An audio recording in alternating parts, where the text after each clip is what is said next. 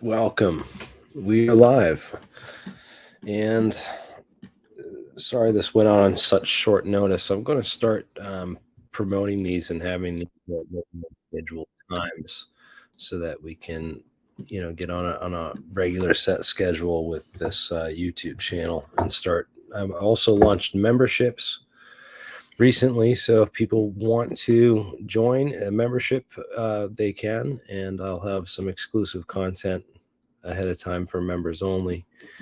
And always thank you for watching, and we're going to get into it today. Oh boy, I got a lot of stuff that went on. I don't want to talk too much about the Shermer debate until that airs on Saturday, and we're going to watch it. And I've been going back and forth with a couple emails with Shermer behind the scenes, trying to make him reconsider his positions, and it seems like, he's really stuck on these positions that he set up and set in stone 15 years ago, and hasn't done a lot of research recently. I quizzed him on a number of names and stuff, and he wasn't as well educated on these programs and recent information and declassifications that have come out as he thinks he is, and that was key, because we got into a bunch of great different topics,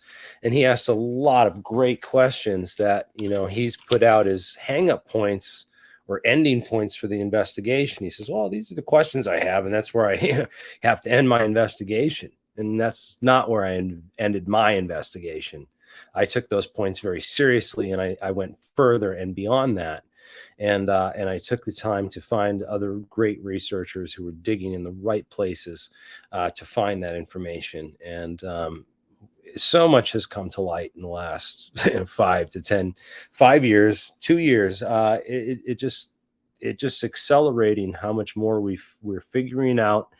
They're trying to dump as much disinformation and bullcrap on top of it. And of course, you get a lot of that mixed in naturally that comes from the general public. So there's no shortage of that going around. And it seems like that they're promoting that kind of stuff to the front of the scenes. What is up, Jeremiah? You're the first one. I sent out an email to a bunch of people, and we'll open this up in a second after we go through some current events and stuff. Yeah, if you want to jump back in a second, man. Sorry, I didn't mean to bring you in and make it yet. But yeah, so let's go into some of these links in the description. Stuff that just came out. We'll go into a little bit of this cool stuff. I was talking about it last night on last night's stream, and just to know about last night's stream, there are some guys on there with some crazy ideas, and then saying some things that I didn't necessarily agree with. I still didn't see. This guy pointed out that he was in the military, was warned about anthrax in Korea before he went there. And then it turns out, wow, they sprayed anthrax spores, and there's tons of anthrax all over, Korea from the U.S. That they did this anthrax spraying program as part of the biological warfare operations that Frank Olson, who was if you guys know who Frank Olson was, we briefly talked about him on our discussion with Michael, but we really didn't get into everything with Shermer. So I just there's tons more down the rabbit hole. Frank Olson, was this agricultural guy. He got an agricultural degree, but his dad worked on some intelligence stuff. And after he got his degree, all of a sudden they brought him in. They said, hey, you need to work on, instead of growing crops to feed the world and help people, we need you to kill crops for us, for our military, and help us to do some dirty stuff that's going to poison a lot of people for generations and generations. And because we're mad at their leaders, because their leaders are these bastard son of bitches who only care about themselves, and whatever their excuses is. They're people, just like the people in power. Power corrupts, and everyone that gets into these positions of power goes into downward spiral, it seems, one way or the other. Whether that can be harnessed to the means of the military industrial complex and the money making machine, determines whether or not you keep your job, or whether you end up like Frank Olson here, who got killed or committed suicide, or was murdered by the CIA as part of this MK Ultra, and a lot of these other programs that he was involved in. So this is one guy that had some cross disciplines, and there were some cross disciplines, but there's no evidence that the anthrax spraying program was at all connected to Agent Orange, except through like maybe some of these connections. I don't know. The MK Ultra documents were all like destroyed and stuff, so these are deep CIA operations, and it's tough to say whether or not all these are connected, as he claimed. But it's a lot to really dig into to prove what's connected and what isn't, and what is just one similar arm of the tentacle. Because a lot of times we find out in these covert operations is there's two teams working independently doing the same thing, and neither one knows anything about the other. It's a lot of times works like that, just compartmentalized for obvious reasons. So in any case, all right, so Jeremiah will be back with us. I'm going to send out, did I send it to you, Bernie? I don't know if I sent it to you, but in any case, I'll open this up in a minute, because I want to go over some current events soon, and then I'll post it and we can start bringing people in. I want to share a couple more things that came forward. Entire screen, I guess, window.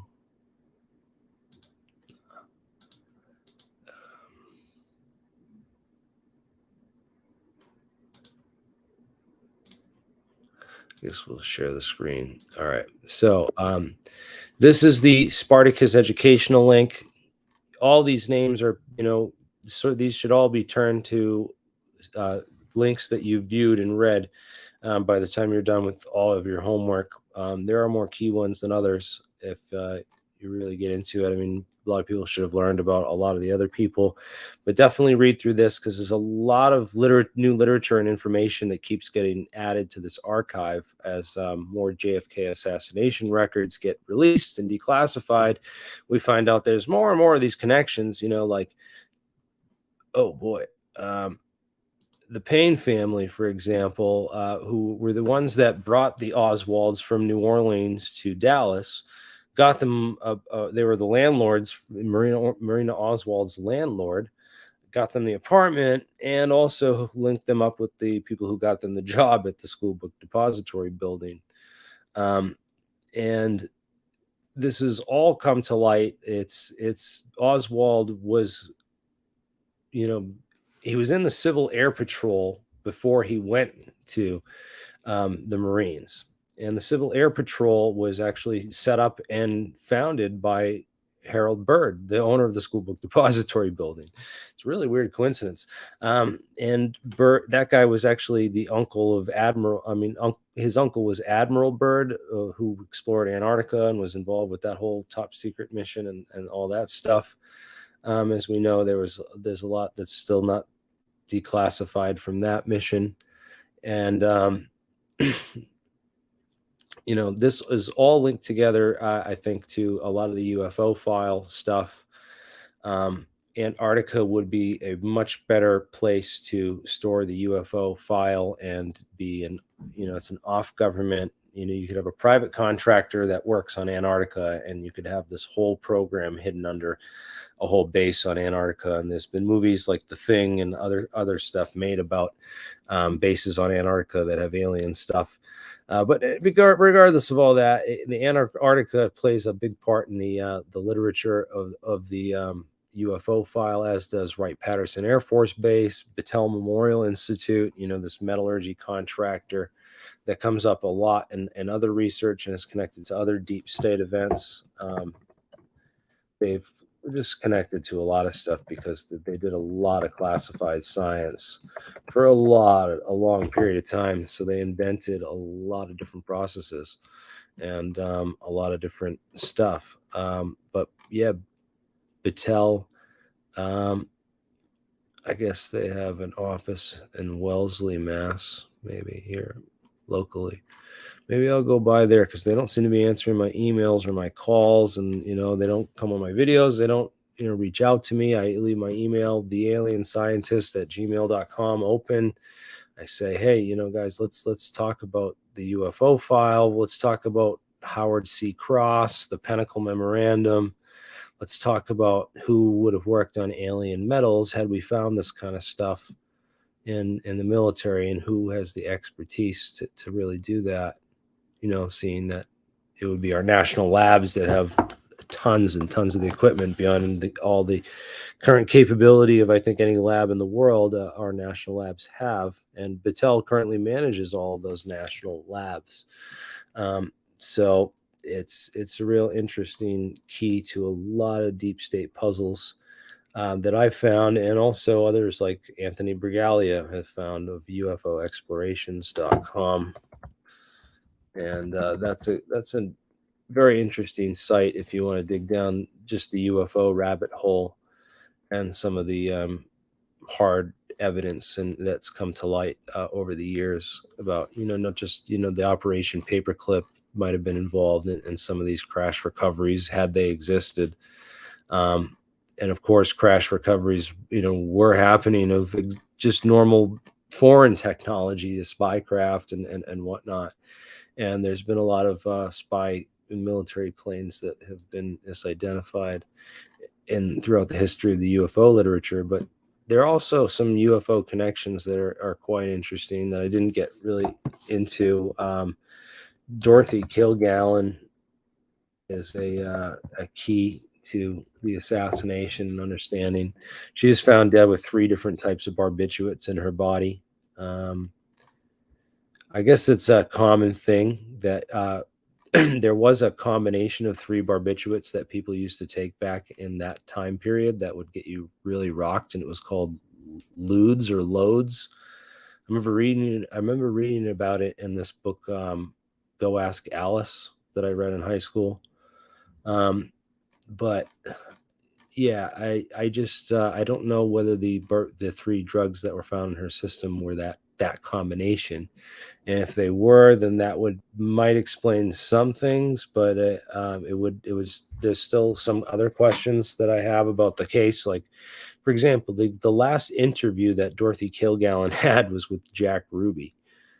So Jack Ruby was the nightclub owner who was friends with all these Dallas cops. All the Dallas cops used to drink and flirt with ladies of the night at his establishment that he had there. And he, of course, was allowed in the police department basement, that they let him in there to get at Oswald with a gun, no less, before the days of metal detectors and real security and stuff. But he was just this well-known guy and a common, and he used to bring the cops donuts and hang out with them all. And he was kind of like this. He was basically like the mob. He was, as some say, the head of the mob in Dallas, and connected to the Chicago mob, and connected with a whole group of mobsters that were connected with a CIA operation called Operation 40. And Operation 40 was basically the CIA working with organized crime and gangsters to learn how to do organized murder and plan organized murder of elected officials and foreign government officials. So, such as Castro. So they tried to hire the mafia to kill Castro and all this stuff. So it's not completely outside the box that some of these forces might have conspired through some underground networks to set up a hit on the president. Whether the extent that Lee Harvey Oswald was involved in that plot is yet to be seen. But Lee Harvey Oswald did get his start at the Civil Air Patrol with David Ferry. And he went on. He actually was there with a guy named Roscoe White, and Civil Air Patrol. They both went to Atsugi, which was a CIA operation for the U-2 spy plane. I mean, no one else worked on the Oxcart program, and it was launched out of Atsugi Air Force Base in Japan. But what's really interesting, if you look into all the deep history, is there was a number of shooters that they hired. Malcolm Wallace's fingerprint was found on one of the boxes in the school book depository building. There was a random fingerprint. They didn't trace it to anyone. They couldn't figure it out. And later they figured it out, that there was another shooter. Then there was Sturgis was alleged to have been, one of the people involved. He was alleged to be one of the tramps that was arrested in Dealey Plaza that day. The other one's alleged to be E. Howard Hunt, although Chauncey Holt came forward and took credit for it. I think he was just another CIA doppelganger that they thought they could push out as disinformation to get away with it, because he was a CIA agent that, really did work for them during the time and everything. So when he came forward, they I think that it was like, another misdirect. There's a lot of misdirection and disinformation when you start getting into the JFK assassination. When you really get into the who, how, and why, it really gives you a clear picture, a scope on who's been controlling the deep state for the past 60 years. I really have learned a ton about the deep state through studying JFK assassination and the conspiracy literature on who was allegedly involved. Well, they throw these crazy unsupported facts at you. They'll throw all this stuff at you and not, the evidence. What are you saying, that Ruth Paine is connected to this? Yeah, her sister, Ruth Paine's sister, came out. Here's the documents. This is Ruth Paine's sister, worked for the CIA. So there's CIA connections. And then Ruth Forbes Paine was a friend of CIA Director Alan Dulles' mistress and fellow spy, Mary Bancroft. So she knows other spies. This is like a web of hardcore CIA connected people. She's the one that passed and then he tried using the note. Like, I asked him about the Walker assassination, and he's like, oh, the note. And the note came from Ruth Paine. That was the source. Oh, he allegedly wrote this note to his wife saying that he admitted, where we prove that, that was the evidence the Warren Commission used to tie Oswald to the Walker assassination. So Edwin Walker, all this key information is essential to understanding. It's some random pieces, and it's always, it's real interesting characters. It's all gay people too, which is real interesting. Like Ruth Paine had lesbian stuff in her literature. Edwin Walker, caught by a police officer by trying to pick up gay people and charged with public lewdness, March 16th, 1977. Heavy smoker, no kids. They didn't want people that would have children to pass the information down onto a new generation, I think, is one of the reasons the CIA used all these people like Clay Shaw, another homosexual man. Not that, whatever, but it's just a statistic that you find among all the conspirators that were involved in the JFK assassination. They were all like, it was all like they were using their closet,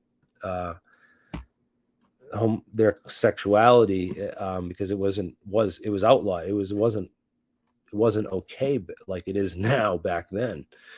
So I think they use these people for a lot of reasons in the assassination, which is kind of weird, and then also allegations about, Jack Ruby. Jack Ruby was another one. He had all these strippers, ran this strip club and stuff, but he was gay. He lived with a man, and one of the jackets that they said was Oswald's was end up being like Jack Ruby's lover's jacket. It's just there's some weird coincidences of planted evidence. But yeah, Ruby was the key to the Dallas Police Department. So there's a whole conspiracy underground of this all setup and everything, and they knew that they had to assassinate. And Ruby was going under anyway. Like apparently, like he wasn't as high up in the organized crime thing as he wanted to be, and he wanted to be like memorialized. He was looking for the fame and the glory. He was about to get all his clubs shut down and basically like taken over.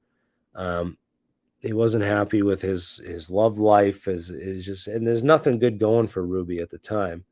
And so you know, he knew that if he would be all set and taken care of in prison if he did this, you know. But as soon as he started, you know, giving information to Dorothy Kilgallen, which that they both ended up dying right soon after that.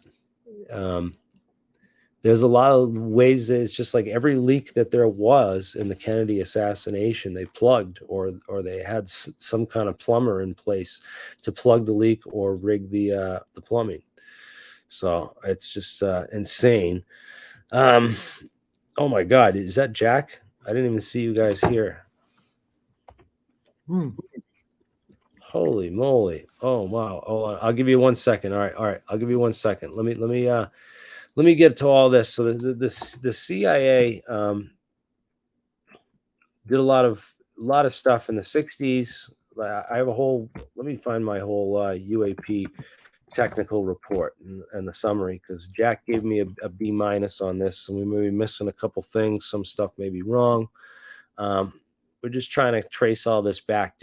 What technology came from aliens? What technology came from the Nazis and the CIA's? What was the OSS when they had Operation Paperclip and brought all these, Nazis over from Germany, and we roosted them up in the Redstone Arsenal down in Huntsville, Alabama, and then moved them around to different other facilities and other places around the country. As well. But there's a lot of technology that the Germans were working on, the Horton brothers, for example, with their Horton Parabola, which looks very similar to the craft that Kenneth Arnold saw flying around, leading to some researchers to conclude that may have been, our technology back then. And then, of course, the Louis Walter Alvarez in charge of all these top secret projects during the same time period of the 40s, being accused of the guy who's really responsible. And then we're gonna, I want to get Jack's opinion on all this stuff. What do you think Can about? You hear me? We got you on now. Yeah, am I on now? Okay, listen. Yeah. Before you get to that, I know about the Kennedy assassination. You do? Yeah, I know things about you're talking, because Gordon Novel. If you go on Google, you'll see videos of me and Gordon Novel. Gordon Novel was, I don't know, he was, I don't know. VEL? Can you hear me? Yeah, okay, yeah, I got him. Yeah, you're coming in loud and clear, actually. Your mic, unlike most of the people, is working fantastic. All right. Well, the thing is, just look at Gordon Novel and look at the video that we did together. You could find it, just Google it. And Gordon was, who's the guy, the New Orleans attorney who was investigating. I forget the name already. Anyway, he worked for him. What? Jim Garrison. Yeah. He worked with Jim Garrison, and he was a CIA. He was in the Plumbers with Richard Nixon, the Plumbers. He's a real character, and he's into UFOs, of course. He was, heavy into UFOs. He's dead now. Yeah, so there's a lot of UFO connections to the JFK assassination. There's more than that. There is, because the Fred Chrisman was accused. Yeah, wait, no, there's more. I know things you don't know about. Just yes. wait. All right, let's go. Let's get into it. Marina Oswald, Lee Harvey Oswald's wife, was living. What's her name? Living with the son of Arthur Young's wife from what's the steel company? They're big steel magnates. I forget right now, but yeah, you have to get this guy Saul Paul Sarag on. He knows all, and Barbara Honegger. They know all this stuff. And so that's very interesting that the rifle, in fact, the rifle that Lee Harvey Oswald allegedly used was being stored in the garage of the stepson of Arthur Young. And Arthur Young was, he was one of my funders at the beginning. If you read How the Hippies Saved Physics, Institute for the Study of Consciousness, Arthur Young was involved. He invented the Bell helicopter, and he was involved with Andrea Paharich and L. Ron Hubbard, and all these Jack Parsons, that whole thing, OSS, back. These are all guys from World War II era, and of course, now I think RFK Jr. is claiming that Allen Dulles was behind the assassination of the president. Who knows? But I have connections to Allen Dulles too. Well, Kennedy fired Dulles, right? And then Kennedy also fired Arthur Corbell, whose brother was the mayor of Dallas. Huh, interesting. Yeah, there's a lot. Who knows? All I know is that I certainly take anything that RFK Jr. says quite seriously. Well, Ruth Payne is the lady. Ruth Payne, that's the one. Ruth Payne. She's the wife. Ruth Payne is the wife. Her sister was CIA. Yeah. Okay. So the documents came out. Her sister was CIA. Yeah. Well, of course they were all. These are you got to understand. Arthur Young. These guys. They had blue bloods from Philadelphia. They go way back. Revolutionary War, Bohemian. I mean, these are the guys. These are the white Anglo-Saxon controllers of the United States up until recently. I don't know if this, now with all the woke stuff, who knows what's going on. But these are, the white privilege. I mean, I went to an Ivy League school. These are the guys who sent me to college. Okay. And these are the guys who have basically been funding me too. I got to be careful. Yeah. Okay. The CIA is not monolithic. There are good guys in the CIA. There are evil guys, bad guys. The CIA is split, just like all the government. It's just like the Republicans and the Democrats. It's total polarization. Okay, so there are warring factions within. So I think, yes, it definitely was some rogue faction of the CIA that killed the Kennedys, and they may kill. Tucker Carlson's now afraid that they're going to kill Trump. Yeah, patriotically, I can really appreciate what you're saying, Jack, because what you're presenting here is something that is seldom talked about. The fact that these huge, almost limitless organizations have, they have the same internal conflicts that we have everywhere else, and hardly anybody wants to talk about that part of it. Yeah. So it was the CIA that got me into this whole field to begin with. So there were good guys in the CIA. Of course, all the guys in the CIA that got me into this, they're all dead, basically. In fact, some of them were murdered. George Koopman, I'm pretty sure, was murdered. Yeah, it's like there's good cops and there's bad cops. You're going to see the worst of both sides if that's really what you look for, and it's definitely going to come through. But it's nice that somebody's at least finally saying, hey, there are good guys on our side. They're patriots and they're honest. It's not everybody. It's just a percentage of it. And things shift too. At some point, the guy may have been a patriot, then he goes to the dark side. It's like so let's go over some CIA history to present, shall we? So it used to be the OSS, and then Sidney Sawyers was installed as he was an American admiral and intelligence expert who became our first director, but he wasn't there very long. Then Hoyt Vandenberg took over.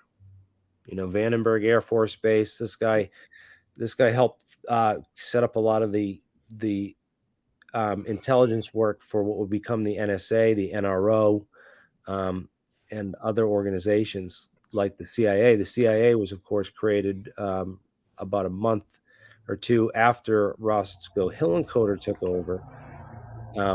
It was actually 3 days after Roswell that they. Yeah, in fact, let me interject. George Koopman, who was killed going to Edwards Air Force Base, I think he was, I think he was whacked, but who knows?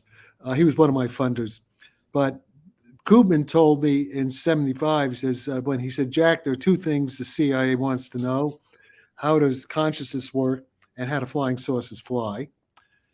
But he also, during that conversation, I think Sol Paul Sarag was there. I thought Fred Allen Wolf was with me, but apparently not. But I'm pretty sure I was not alone. Sol Paul was there, and he could confirm it. That George said the main reason the CIA was created was because of the flying saucers.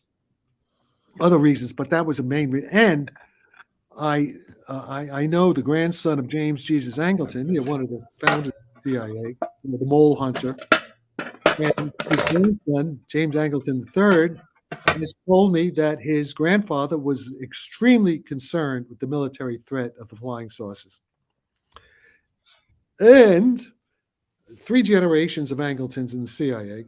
And when my friend's father, who was also James Angleton II, and this is James Angleton III I'm talking about, when James Angleton II died about 20 years ago, James Angleton III went to in Miami, went to the place, the storage unit where the original flying saucer papers from his grandfather were, and the place it was empty because federal agents came the day before. This shortly, and took all the files.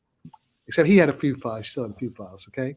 Wow, Jack. So what you're saying here is that it's not just a conspiracy that the CIA was created basically to keep this whole UFO thing under wraps, but I'm guessing, a guy as yourself, you probably have a bit more information than we might be reading on Wikipedia. Yeah. So that's really the case, eh?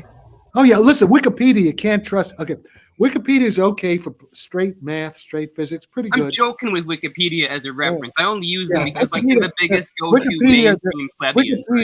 Wikipedia is a bunch of woke,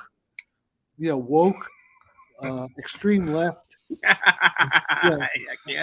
Hey, Jack. Jack, can you hear me? How do we spell this, and how do I find this guy? What was his name? Koopman? George Koopman. George Koopman. He's dead. He was killed in the 80s. He was killed because he knew that he's a man who knew too much. George Foreman, George Koopman. Koopman. Let's Koopman. He was from the family that owned the New York Times. He's part of the Salzburgers, branch of Salzburgers. He's from I think Hartford, Connecticut. His family. Koopman. He was a rich kid. Koopman is to the rich Jews who ran. Koopman is like Chris Mellon. What I'm saying, one of these privileged guys born with a silver spoon who go into the intelligence services. And Koopman was one of my funders. He was one of my, he was one of the people giving me money in the 70s to work on UFOs and conscious artificial intelligence. So it's K with a K, George Koopman. Yeah, George Koopman. Yeah, with a K. He died in '89. That's him. Yeah. Oh wow, he was young, 44. Yeah. Oh, he's the guy. Oh, he's the guy who did the Blues Brothers movie. The Blues Brothers. He was one of the guys. He was a close friend of Belushi. It's a Hollywood. Oh yeah, wasn't Belushi into UFOs too? Yeah, of course. That was Dan Aykroyd. Dan Aykroyd was. Yeah, but they all were. They all were. Yeah, they were all super into it. Yeah.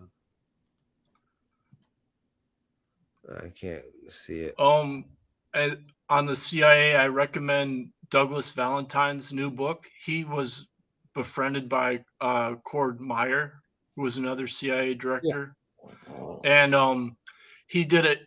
Douglas Valentine wrote a book on Operation Phoenix, and but then he started documenting the drug smuggling in Indochina, and his latest book is about his trip to Indochina in the early 90s, and he personally interviewed, so he has firsthand evidence of the CIA agents and officers that are still living there, but who were directly involved with the drug smuggling. It's a fascinating book because it's Well, yeah, there were rogue it's elements. Yeah, yeah. I was also on the fringe of the Iran Contras and all that stuff because we worked with the Reagan think tank creating the Strategic Defense Initiative. You know, we were behind the scenes and basically supporting Edward Teller, who wanted Reagan to do it, but Reagan didn't do it, was hesitant to do it because he didn't quite trust Edward Teller. But I was working with a close friend of Reagan's named Marshall Nafee, a billionaire, and Marshall supported it. So we think that's why Reagan did it. To make a long story short, if you read Edward Teller's biography, Dark Matters, he says he was totally astounded when Reagan suddenly decided to go for SDI. He was out of the loop. That was because of Jack Sarfatti and friends behind the scenes. And we were also had back channels to the Russians in the Soviet Union at that time, which also led to, you can see it correlates with the Russians at the Esalen Institute. And, you know, it was the Esalen Institute that brought Gorbachev to America, and which helped bring down psychologically the Soviet Union in 1989. So it's all connected. I'm oversimplifying quite a bit, you know, because we don't. It's a very complex story. I can't just giving you some of the highlights. Yeah, no, this is good stuff, man. Is this did you discuss this in part 2 that Danny hasn't released yet, or is this other? Some of it, yeah, but that next Monday will be Danny's thing. Now, there's a book that came out by my friend David Gladstone, which I've helped with the physics part. It's on Amazon. Can you see The Great Race? Can you get that up on the screen, Jeremy? Get the great Amazon, The Great Race, David Gladstone. Some of what I'm talking about is in there. It's a readable book. He has a lot of stuff about time travel, remote viewing that he does. He's a psychic. This guy. He's kind of like Ingo Swann. You know, he has all these mental trips. Which so the book is really 2 books. It's. Do you see it? The Great Race? No, what? I can't see it. Can you make that bigger? No. It's a Great Race. Yeah, physics. Yeah. Okay. Yeah. Just get the kid. Yeah, that's it. And, go to the other. There's another. Go to the back cover. Find the back cover. The back cover is good. Hey, Jack. No, the back cover. The back cover. There should be a way of getting the back cover. Okay. Did you work with Winterberg at all in regards to Edward Teller? Dan Winterberg? No, Friedberg Winterberg, the German Fried. No, okay. See if you can find the back cover. Try. No, if you go to the main thing, then you can see both covers. Go back to the main. Go to the main screen, and you should be. All right. I don't know if it shows me the back cover. It gives you a little explanation here, you know. But yeah, what were you saying? Friedward Winterberg, he was into nuclear propulsion for he was a Nevada professor. Okay, but let me explain something. Okay, yeah, I know about. I'm just saying it, Edward Teller. When you said you worked with Edward Teller, I'm just saying back then, but you didn't. Yeah. You didn't work with this guy Friedward. No, and I didn't work. I mean, I knew Teller. Yeah, we met a few times. I didn't work intimately with Edward Teller, but I knew him. I spent time. Oh, okay. Yeah. But I know about the nuclear. Yeah, I know about the Dyson and General Atomics. I was at UCSD La Jolla where they were doing the project across the road and General Atomics. But I mean, that's all good, but it's not. It's not warp. Yeah, right. We may want to have a nuclear reactor on board a big starship with warp drive just to power the warp drive, so that's possible. But we want to have a warp fusion reactor. Okay, listen. I suggest everyone get this book. It's only $5 or something. Kindle. Just download a Kindle, and there's a few pages free. And there's a lot of the stuff I'm talking about is actually in that book, and it's a pretty entertaining. He's not a bad writer. Jack, when Tim Ventura interviewed Pavel Pelikan, who he worked with Basil J. Hiley recently, and you said in the comments you would look into non-commutativity more because that's what Basil J. Hiley's focus is on non-commutativity. No. That's the wrong word. Forget that. Okay, no, that's too general. Non-commutativity means just quantum mechanics. This is way beyond. Okay, I'm just saying that this is Basil J. Hiley's focus now. Is he says that Bohmian physics is actually non-commutativity. Well, wait a minute. Okay, now just wait. All elementary quantum mechanics is non-commutativity. The Heisenberg uncertainty principle is the non-commutativity of what are called incompatible observables, which are Hermitian operators like momentum and position. Okay, Right. do not commute. Energy and energy, things like that. So that doesn't say anything. That's just that's like one of the first things you learn in elementary quantum course, even in history. So I understand what you're saying, and that's where it's at. do you really think Professor Hiley is elementary level? When I say that this is his focus, no, but you don't understand enough of the mathematics to make the distinctions. Okay, his whole point is that a particle in configuration space has two positions in a deeper level of non-commutativity. That's a phase space. Yeah, so it's not the uncertainty principle. It's before the uncertainty principle. Well, I don't know, but we don't need it. This is a digression. I don't want to get into it. I know he says that quantum field theory is wrong. He says that Dirac misunderstood this because he didn't take the limit to Planck squared. But this is not an appropriate forum for that discussion. This is we have to go into that another time. Okay, they say anti-gravity in the weak measurement experiments. If you look at the latest one, they talk about anti-gravity. They say do you find yes, I can send it. No. You I can find it right now. Tell me, see if I'll you can find it right now for you. Post it in the private chat. I'll bring it up. Sure, no problem. No. I would like to see it. Can you just Google? I'm getting it right now. Who's the author? It's Aronhoff. Oh yeah, I would like to see that. Yep, I'm looking at it right now. Hold on a second. Okay, but just tell Jeremy so he can get the actual paper on the screen. I will post it just a second.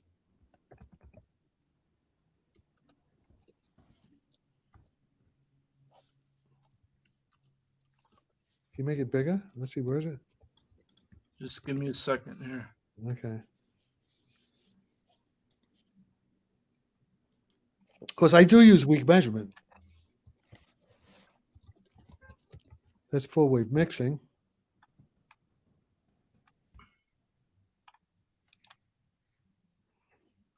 Just give me a second. Yeah, that's all good stuff, but I don't see any anti-gravity. No, I'm gonna find it for you. Hold on. Do you remember the author? Because Jeremy can it's Aronhoff. I'm about to find it. It's right here. New paper? Just go into the archive. Yeah, it's new. I'm looking on it right now. Just a second. Yeah. Jeremy, see if you can find it too. I'm posting the link. I'm posting the link right now. Okay. There's the link.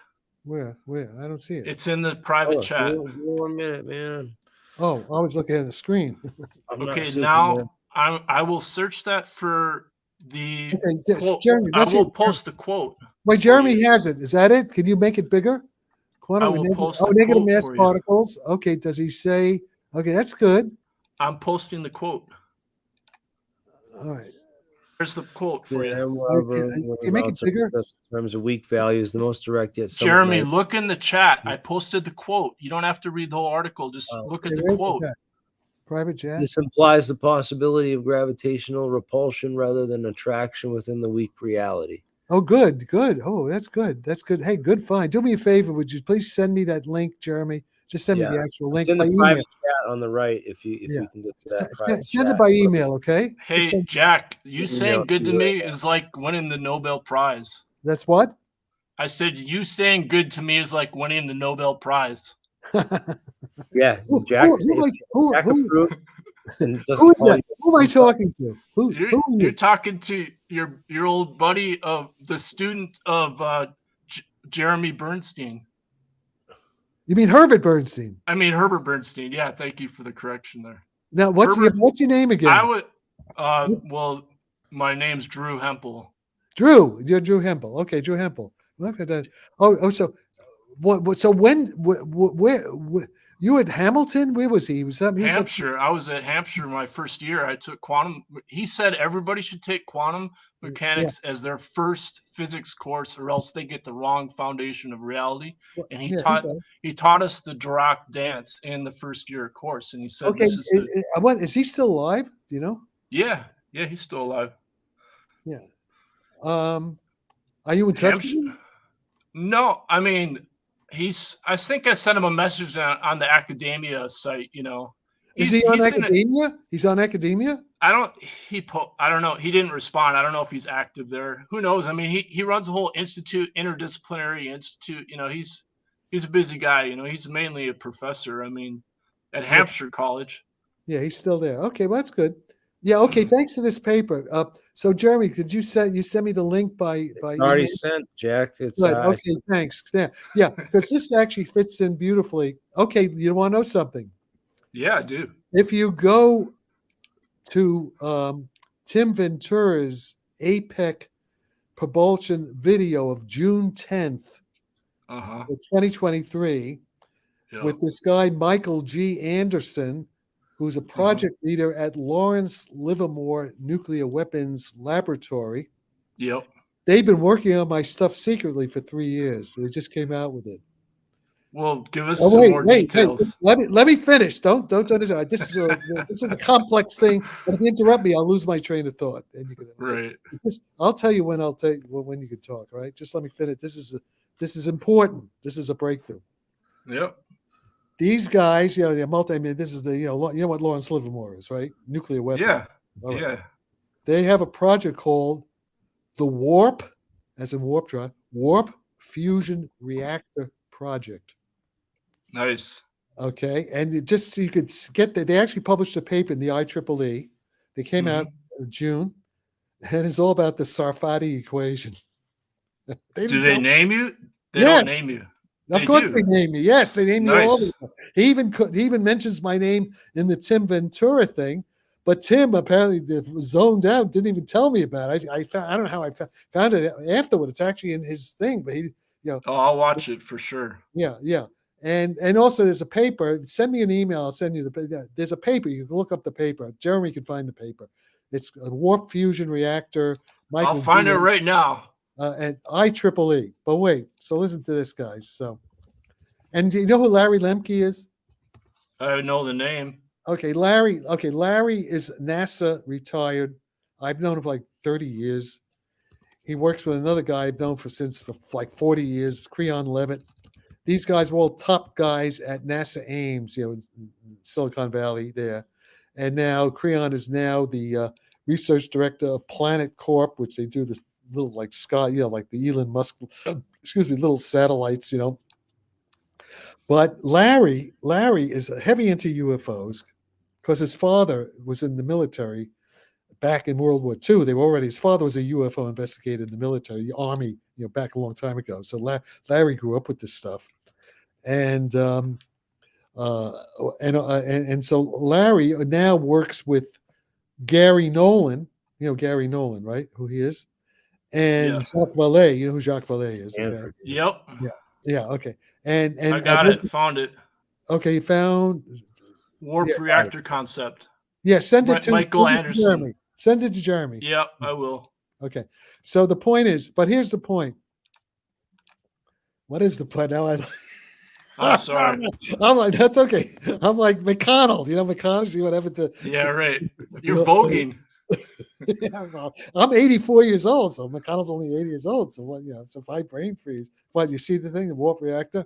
Okay, well, Larry's. Oh, there we go. Now, if you go down there, okay, just scroll up. Just scroll. Just go slow. Keep scrolling. Keep going. You see, that's the reactor. I'm gonna word search it for Sarfatti. Yeah, wait. Just a minute. Oh, you're fine. Keep going. Oh, stop. No, stop. Go back. You're in there. Yeah. Hold on. Okay, equation. No, stop. Equation 15. Can you make it bigger? That's the Sarfatti equation with an addition by Anderson. That's the basic Sarfatti equation there. Equation 15. Okay, now go to the next slide. Stop. Equation 16. Focus, can you make that big? That's Aharonov's weak measurement negative mass equation. And the stress really? Yeah, there it is. That's why I got. Okay, now see, I can see the Bohmian potential in there from my study. Yeah. Hiley. All that'll be there. All But right. just go down. Just look at the text here. Just scroll a little bit. The text below the 19. Stop. Okay, stop. No. Einstein curvature tensor. The Sarfatti there, and Anderson, Unruh, Casimir, all that stuff. Sutherland. You have 5 mentions in the paper. Oh yeah. But the point is that this whole thing is based on, without me, there'd be nothing. It's all based on that. Equation 15 is, and equation 16 is mine too. Both 15 and 16 are from my paper. Okay, that's where he got it from. And then he's improved it. So go down to table 9. Go to table 9. Try to find table 9. You have to make it. It's at the end. It's toward the end. Table 9. Table 9. This is God. See, okay, what table is that? Okay, table that. Wait.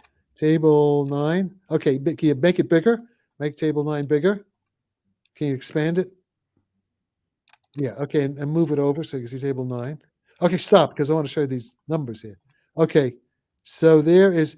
Okay, the Sarfatti scale of fields, a dimensionless number. It's like 10 to the 32. Just like 10 to 32. You see that? 10 to 32? It says 31. Number. 10 to It's 31. Yeah, no, but it's 9 times 10 to 30. So it's 10 to 32. It's close enough. Yeah, 9 times 10 to 30. It's 10 to 32. Close enough. And then he has, the Einstein tensor. Look at this. The Einstein tensor. Now look at that. That's 3 times 10 to the 6 reciprocal square meters. That's curvature. Is 1 over area. 10 to the 6. Now the curvature of the curvature of space time at the surface of the Earth due to the mass of the Earth is 10 to the minus 22 inverse square meters. So this is 28 powers of 10.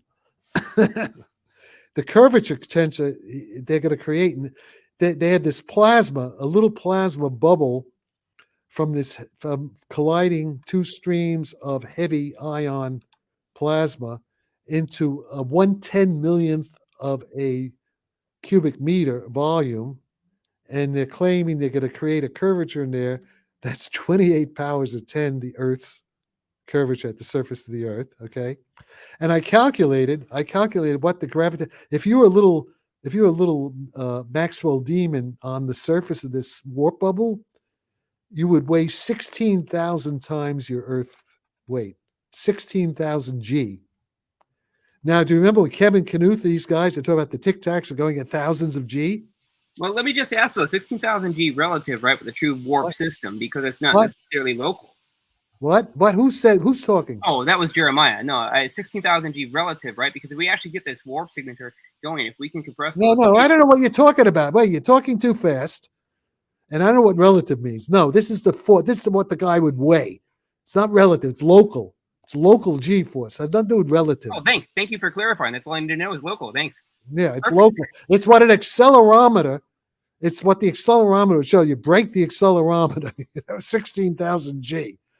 It's the same G like when the F-18 pilots and they're pulling 9 Gs in the G suits. This is thousands of times that. Okay.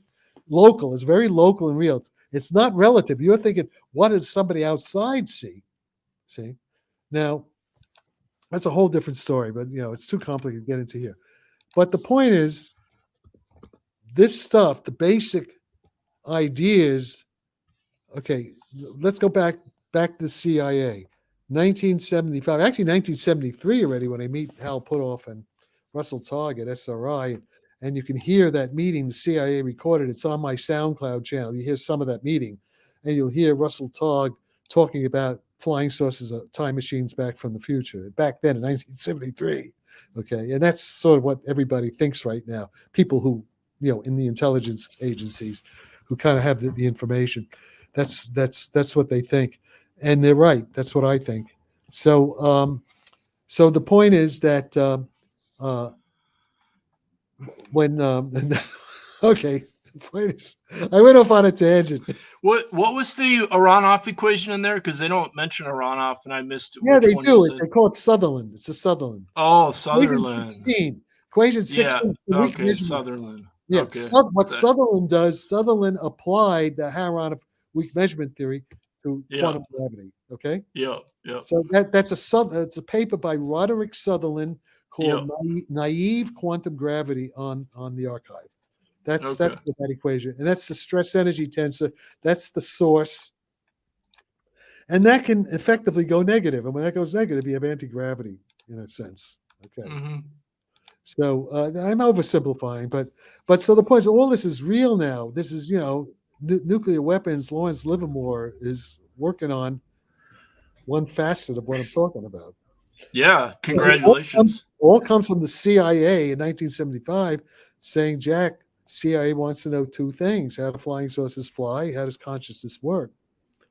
And it's interesting because you mentioned Angleton, but also Hillencoder was obsessed with UFOs, and he said that Hillencoder, the first was one of the first directors of the CIA. After they knew each other, right? I mean, he was director of CIA during Roswell. That's what who I think he was talking about, because he said in the public sphere we ridicule UFOs, but behind the scenes, CIA people take this stuff very seriously. Oh yeah, yeah. I mean, according to his grandson, according to James Yang's grandson, his grandfather was, he was really scared. He was really obsessed with it.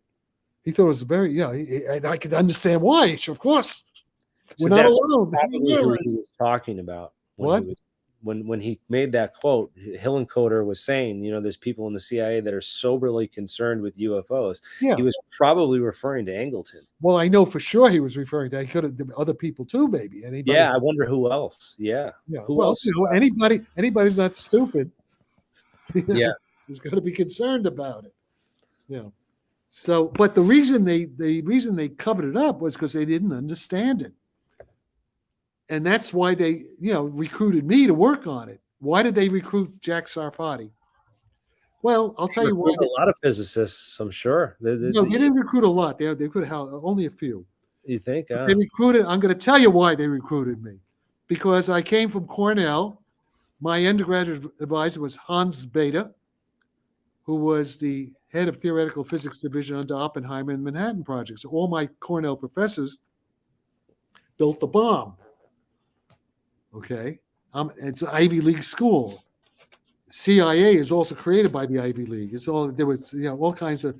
I was also invited to Her Majesty's Atomic Energy Research Establishment in the '60s. I was at the Max Planck Institute with Werner Heisenberg for a month in '66, the summer '66. So that's why the CIA, because number one, Ivy League. Back then when it meant something, now it's I was funded by the military through college. I didn't have they paid for everything. I was part of an Army project as a kid, and there's a guy, Bruce Vogel, who has information on that. So the point is, throughout from childhood, I was, being groomed. And I think I met Colonel Corso when I was like 10 years old. I met Colonel Corso to talk about flying saucers. That's in the book. Get the book, The Great Race by David Gladstone. And there's another book called Destiny Matrix, where I have a lot of details, but I'm upgrading it. It's from 20 years ago. Don't wait till another year from now. There'll be a new version of it. But in the meantime, get the book. Just download the Kindle of Gladstone, and a lot of stuff I'm telling you now, you'll see more about it in that book, what the connections are. So that's why the CIA, and also that's why I never really had to sign any non-disclosure things. See, so like James, I have a license, like James Bond had a license to kill. They gave me a license to be totally crazy, do whatever the hell I want, not be confined by all the stupid regulations. They took a bet. They made a bet, and the bet has paid off. It's being paid off right now in spades on steroids. I mean, everything they wanted, mission accomplished, which is now the mopping up stage. Hey, Jack. So why aren't we all part of a secret Manhattan project? Why like? Well, right now, I mean, the Russia. I was invited to Moscow in last July. I didn't go. Jack, why the hell are they inviting Jeremy Corbell back on Joe Rogan for the because they're stupid. Because a lot of stupid. Because everybody's so stupid. Oh, did you see Tucker Carlson the other night? Hey, Jack, can you talk about Bob Lazar and can you talk about Bell's inequality and how Einstein no, you want Bell's? Just read how the hippies say physics. That's old stuff already.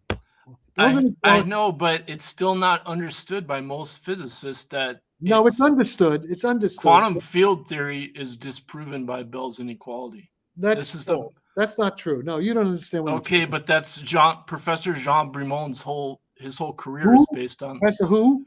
Jean Brimon. Who the hell is he? Who's Jean Brimon? He's an expert on De Broglie. He's an expert on De Broglie. Okay, yeah. Well, okay. De Broglie. Yeah, some of those guys are a little bit crackpotty. Okay. He's not a crackpot. Well, he may be. I don't know. His whole point is that quantum field theory is disproven by Bell's inequality. If you have the wrong foundation, if you have that's why I'm asking you, because I just want to get it on record. Okay, I would have to read his paper to see what he's saying. Number one, I will post it in the link. Yeah, but I may not have time because it's not important. Yeah, you got time. Come on. No, I don't have time. I don't have that. Oh, you got 2 weeks. What are you doing 2 weeks? You're going to London. Yeah, I have all next week. I have medical. I have to do the medical blood tests, this and that. All right, 84 years old. Not like you young assholes. So all right. So the thing is this. There is no contradiction between Bell's theorem and quantum field theory. Now, quantum field theory may be okay.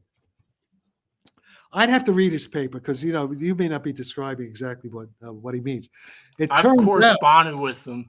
All right, well, send me the correspondence. Send me get my email.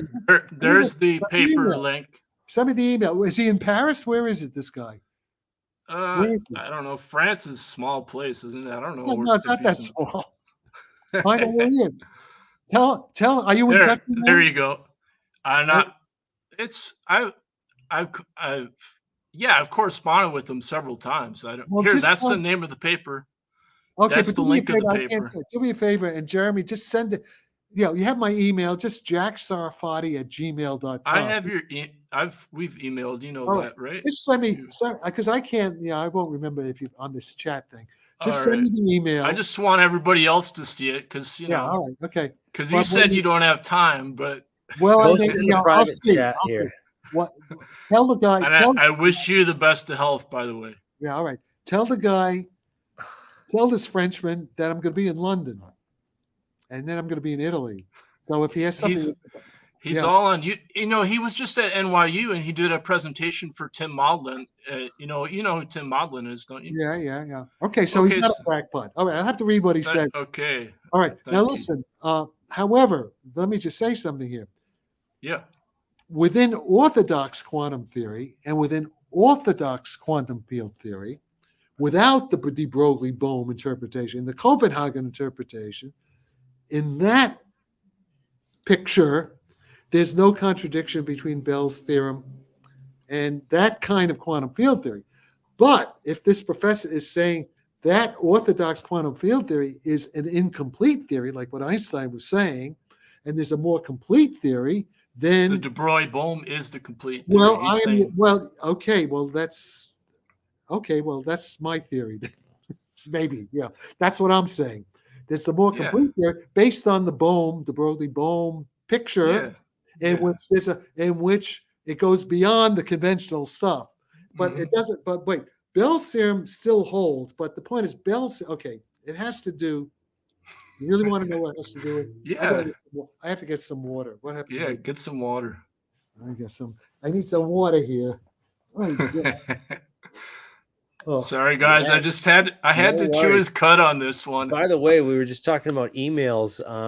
Jack, what did you first think about Danny when I first linked you up with Danny Jones of the Koncrete podcast? There, he's a smart kid. He only had 6 months of college. He's he's obviously a smart kid, but he didn't know who Cary Grant was. He didn't know who Cary Grant.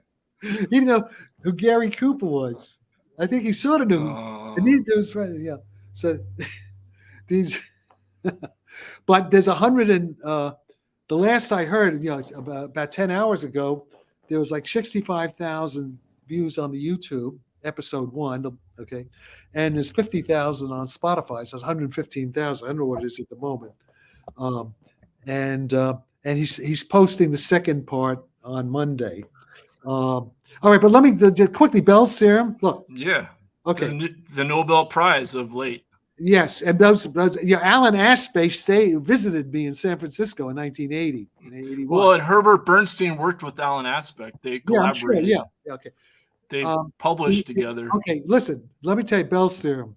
What Bell's theorem says is that if you believe that signals only propagate from the past to the present, okay, if you believe that, then quantum mechanics, and if you believe that they're only causes, if you believe that they're only what are called retarded causes, that a causal influence is limited to the speed of light, it can be slower than the speed of light or at the speed of light, and only propagates along what's called the future light cone in relativity theory, then the statistical predictions of quantum mechanics, this is Bell's theorem, then the statistical predictions of orthodox quantum mechanics without Bohm, just Copenhagen, just without Bohm with de Broglie, violate. Then there's an inconsistency. And now the way out of it is not fast and light. The way out of it is what retrocausality. Just listen to me now. I will. Costa de Beauregard, who worked with de Broglie. I read his book. Okay, Costa de Beauregard, but the zigzag. Yep. That you have the future. You have to have causes coming from the future. And he was the first one to recommend the delayed choice eraser experiment. Yes, I want to show you how stupid I was when I was your age. I was a dumb schmuck just like you. Listen to this. I was in Paris. I'm down with that. Paris. I was in Paris in the 60s. When I listen to this, I was in Paris. Yep. I was at the Institut Henri Poincaré with these guys, with the with Costa de Beauregard, and Costa de Beauregard is telling me this. Right. Well, like a stupid idiot, didn't get it. I could have gotten this on saved 40 years of work. That was it. Well, it must have been in my my subconscious. He was telling me all this stuff. Yeah.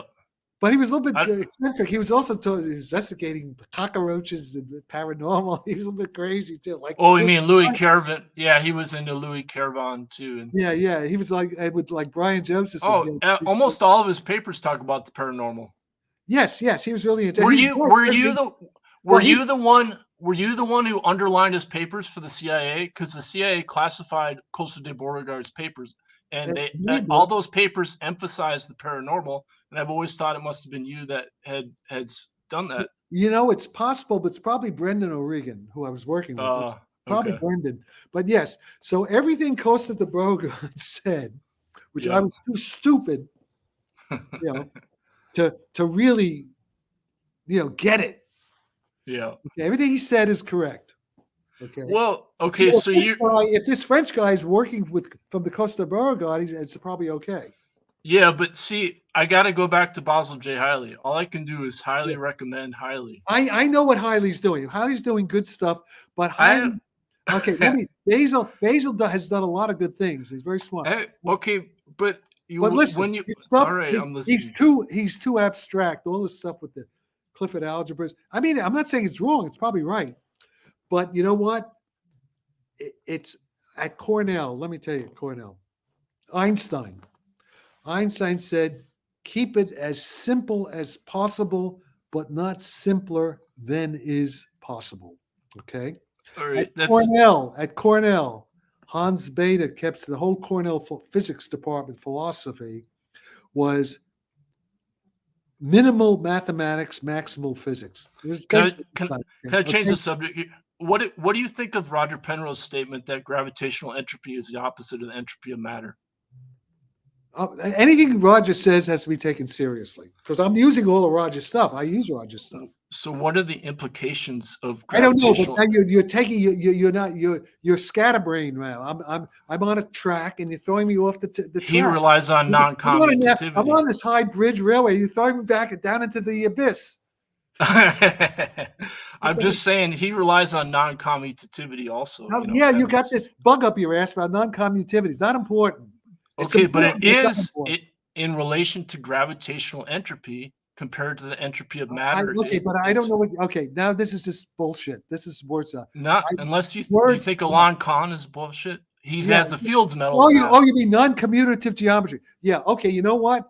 That may be correct in the long run at high energy. We don't need it. We don't need it. We don't need it for the problem at hand. This is what I'm saying. Okay. I'm like Hans. I learned from Hans Bader. You keep it as simple as possible. Yeah. You're making what Einstein said.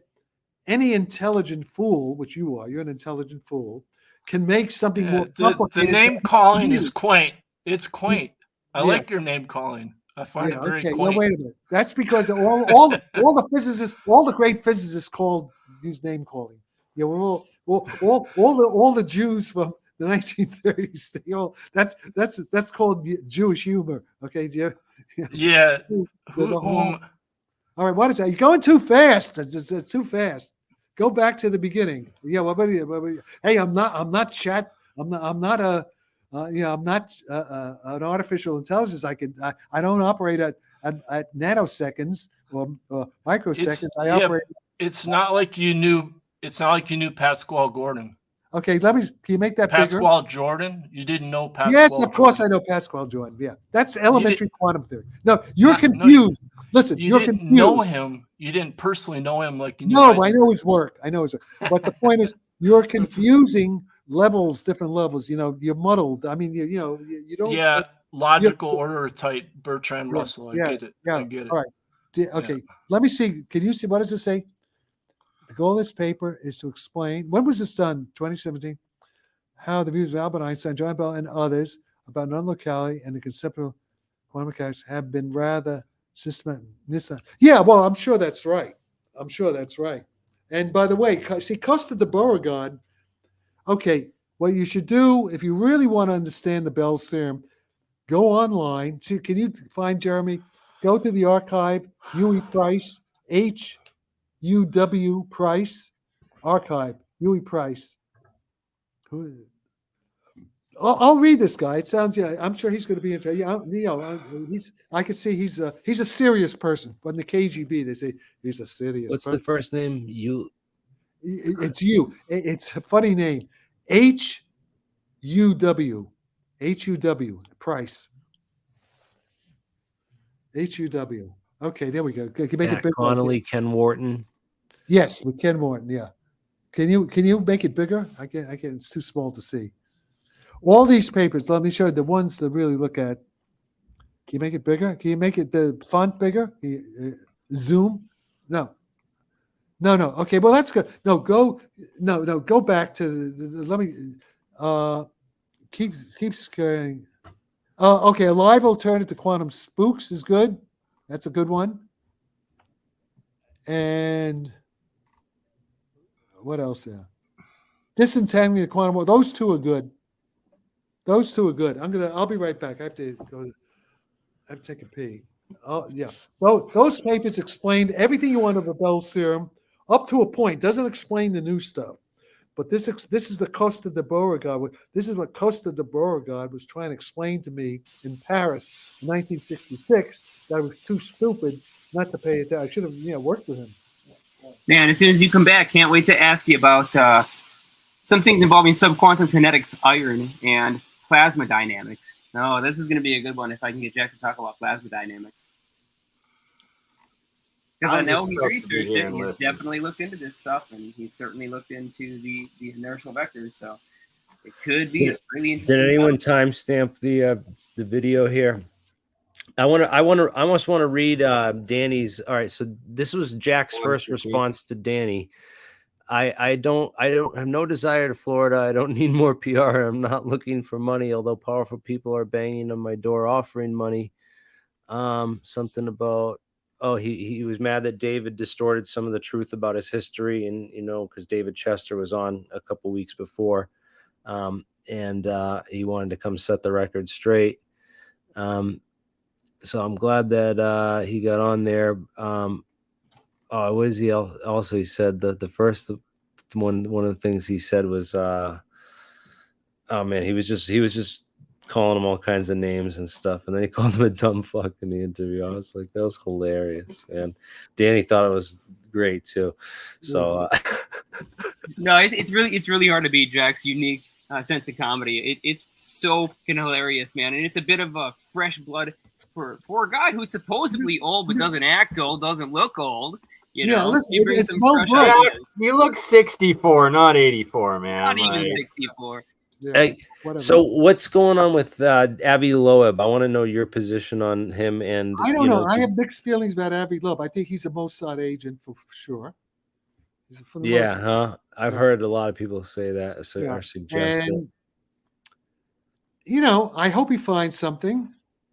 I think he may be just scamming money. I don't want to say, I don't know. He's money from the billion. He doesn't. He works with Kirkpatrick, right? There's another schmuck. Yeah. What could he be doing different that you would? They wrote a paper together. Yeah. Oh, yeah. They did. They wrote that recent. Let's bring that recent paper up. They don't talk about. They don't mention warp drive. They consider that to be so. You know what they are? Okay, Avi Loeb, he's a smart guy, smart Jewish guy. He's Mossad, right? Smart Jewish guy. But he's an observational astronomer. He's not a theoretical physicist. He knows he can do some of the mathematics of general relativity. A lot of these guys, they can do calculations of general relativity, even compute things, but they don't understand the deep physical meaning of what they're doing. They don't understand what the role of the speed of light and stuff like that. So he doesn't understand what the guys at Lawrence Livermore finally understood, what they're testing now in their machine, hopefully. How much that machine's going to cost? Probably $100 million. 30 feet it's a big reactor. Do you have, he wrote a paper with Kirkpatrick? I got to find that. Are they working together? What is? Yes, they're working together. And also he has Chris Mellon. He has Michael Shermer. Michael Shermer is like an asshole. He's one supreme asshole. Hey, if you like Michael Shermer that much, you're gonna love the interview I did with him on Dark Horse podcast on Monday. Yeah, he's a schmuck. I mean, he's what he is. Michael Shermer is. You finally got to debate him, huh? I got to debate him finally. It's gonna come out on Saturday, man. Michael Shermer would love to burn the Jews in the Spanish Inquisition. He's that mentality when it comes to the psychic stuff. The problem with Michael Shermer, if you look at his background, by the way, Michael Shermer, he was a theologian. He was a theologian student. Then his girlfriend died or something. He's crazy. I mean, the guy is crazy. And he doesn't know enough physics. So they know a certain amount. They know the kind of physics that you are taught in high school or in a community college, in a low-level college, standard stuff by second-rate, third-rate teachers who just by rote, just giving the conventional wisdom. He was not taught by Hans Bethe or Richard Feynman or John Archibald Wheeler or Werner Heisenberg or David Bohm or Costa de Beauregard, right. So that's the one thing too, is like people are like, oh, this guy's CIA, why should we listen to him? And it's like, well, he's got a PhD. CIA. I was a useful idiot of the CIA. You got a real PhD though, unlike Bob Lazar, and we can actually scrutinize what you're saying. Yeah. Well, maybe not to see it by whatever other agencies. It doesn't. It could be the DI or whatever it is. Who knows?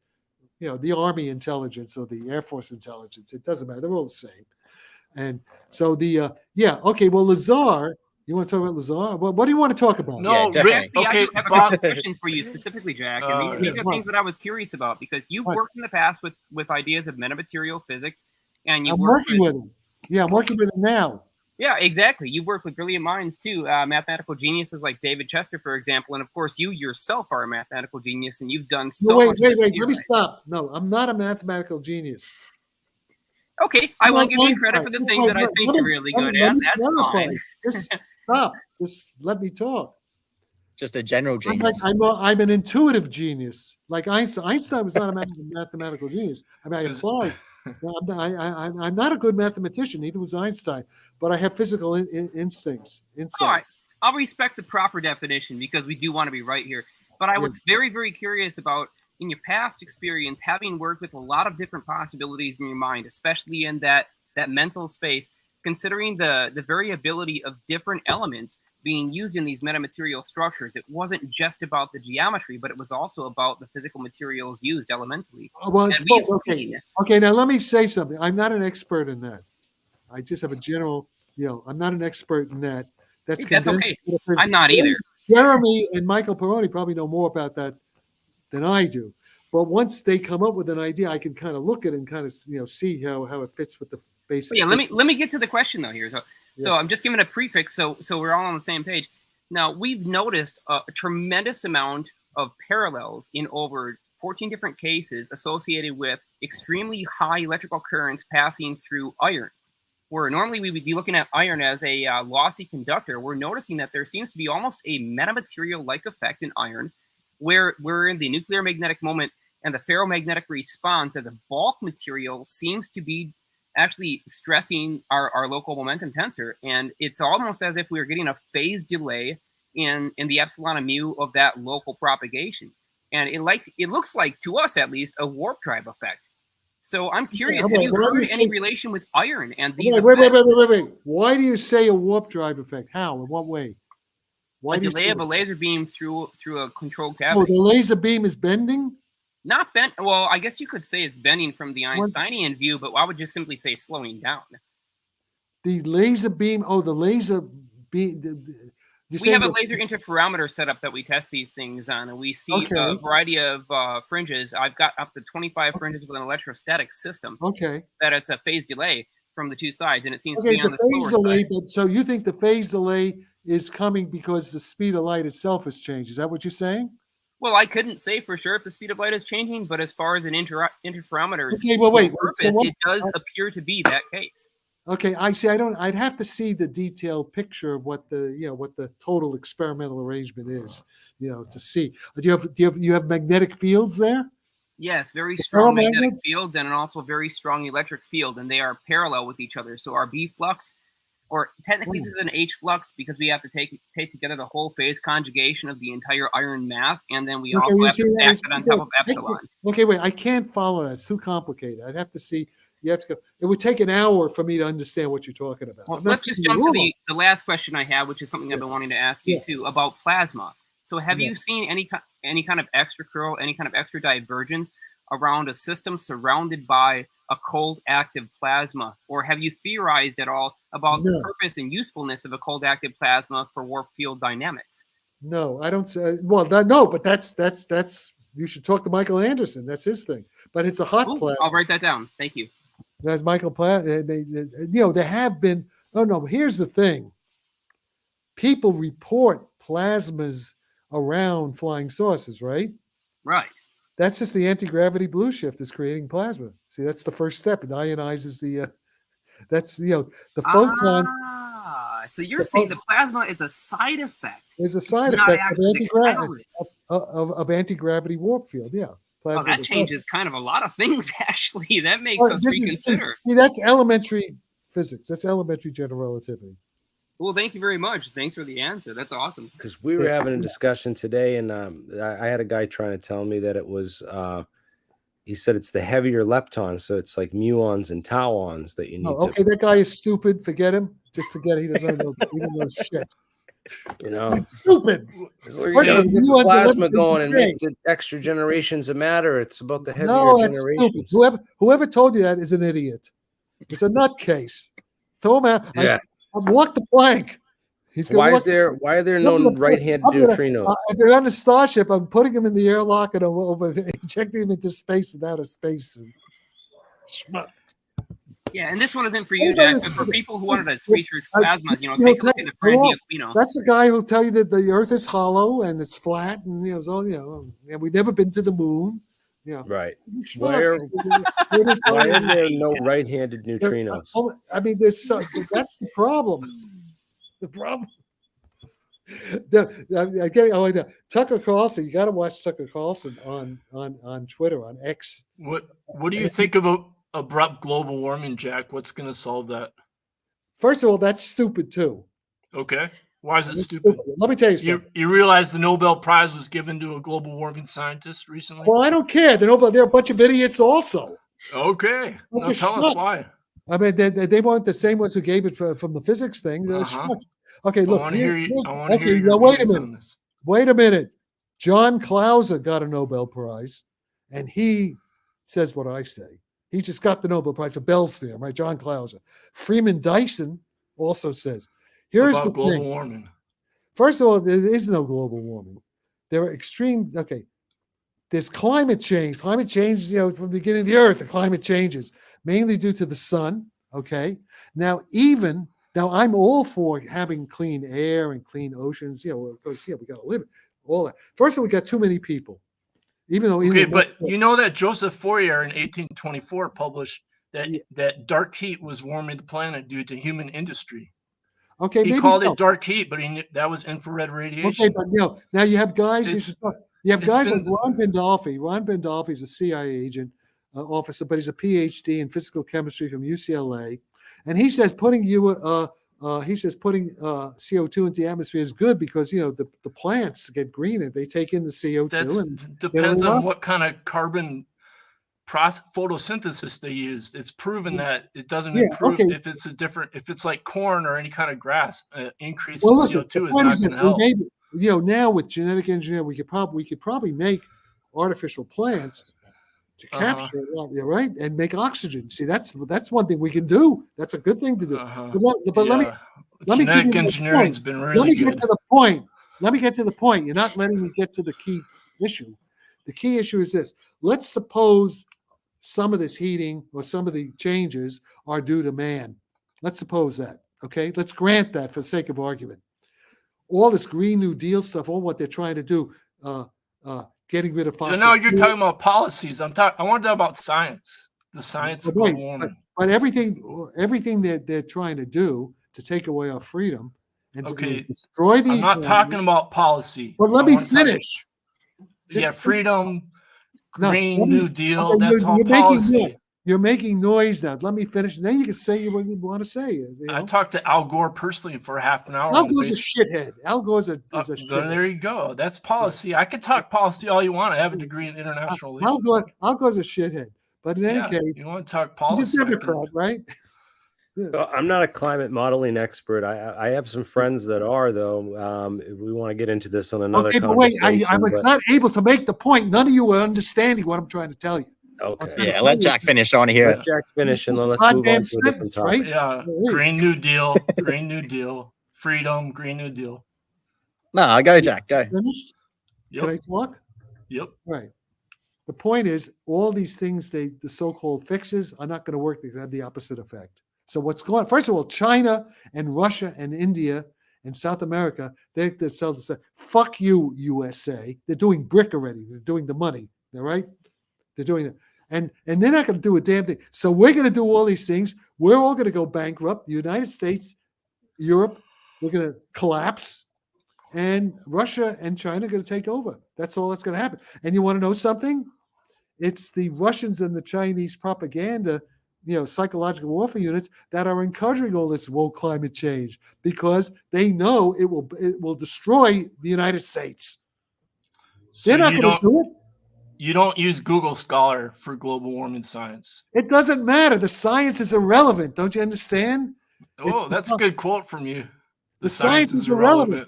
The science. First of all, no, you don't understand that this whole thing with the climate activists, what they're trying to do, what it's designed to do is to destroy the economy. Okay, so you're saying that scientists that study ice cores are trying to destroy the economy? No, I'm not saying that at all. I'm not saying that at all. By the way, this ice core stuff, there are plenty of scientists who say that data, the way they're interpreting the data, is wrong. I'm not going to get into the science because I'm not. Plenty of scientists. Yes, there are at least 1,600 of them that just signed a thing. That petition's a joke. I've gone through the whole list. Right, it doesn't matter. Real, it doesn't matter. Geophysicists. Okay, it doesn't matter. It doesn't matter. The I point personally is- correspond with top geophysicists on global all right, warming. it doesn't matter because what matters is what China and Russia and India are going to do. They're not going to do it. Okay, we will do if we do it, and they don't do it, and they're not going to do it because they don't care. They're not going to do it. So they can continue to use oil and coal. Russia's going to continue to supply. They can continue to operate, and we're going to go down. We're going to actually be occupied by China and Russia. That's what's going to happen. Jack, how do you think we can solve global warming? We can't. Okay. You adapt. Now, the only way we could do it is what I'm talking about with warp drive, control the gravitational field. There are all these exoplanets out there, habitable exoplanets, and with stargates, we have to move billions of people off world to Elon Musk's strip club. Elon Musk wants a strip club on Mars. Yeah, well, Mars is, we got to find Earth-like planets. They're Earth-like planets, like Earth, but where there aren't people already there that we have to fight. That's the only way. Otherwise, we adapt or we die. There's no. You heard of Biosphere 2, right? What? Biosphere 2 in Arizona, where they tried to have a artificial biosphere and live in it. Oh yeah, that's bullshit. Closed off.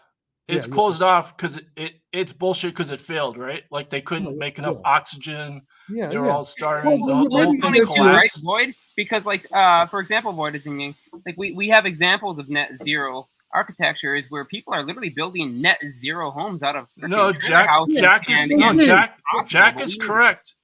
What Jack is referring to is the aerosol masking effect, which is proven. It's proven recently to be twice as bad as previously thought. This means a 40% decrease in sulfur particulates will heat up Earth another 1 degree Celsius global average. So the more renewable energy time, if I just may ask for clarification, it'll happen very fast. Like over 9/11, when we stopped flights, that actually heated or cooled down the planet, or it heated up the planet because of the lack of flights. It's a well-proven fact. It's localized phenomena. So wherever there's more coal burning, when you stop the coal burning, it's actually going to heat up the planet a lot more. Now the big problem is that the interior of the continents is where we grow food at scale, and the interior of the continents are 5 degrees Fahrenheit warmer than the global average.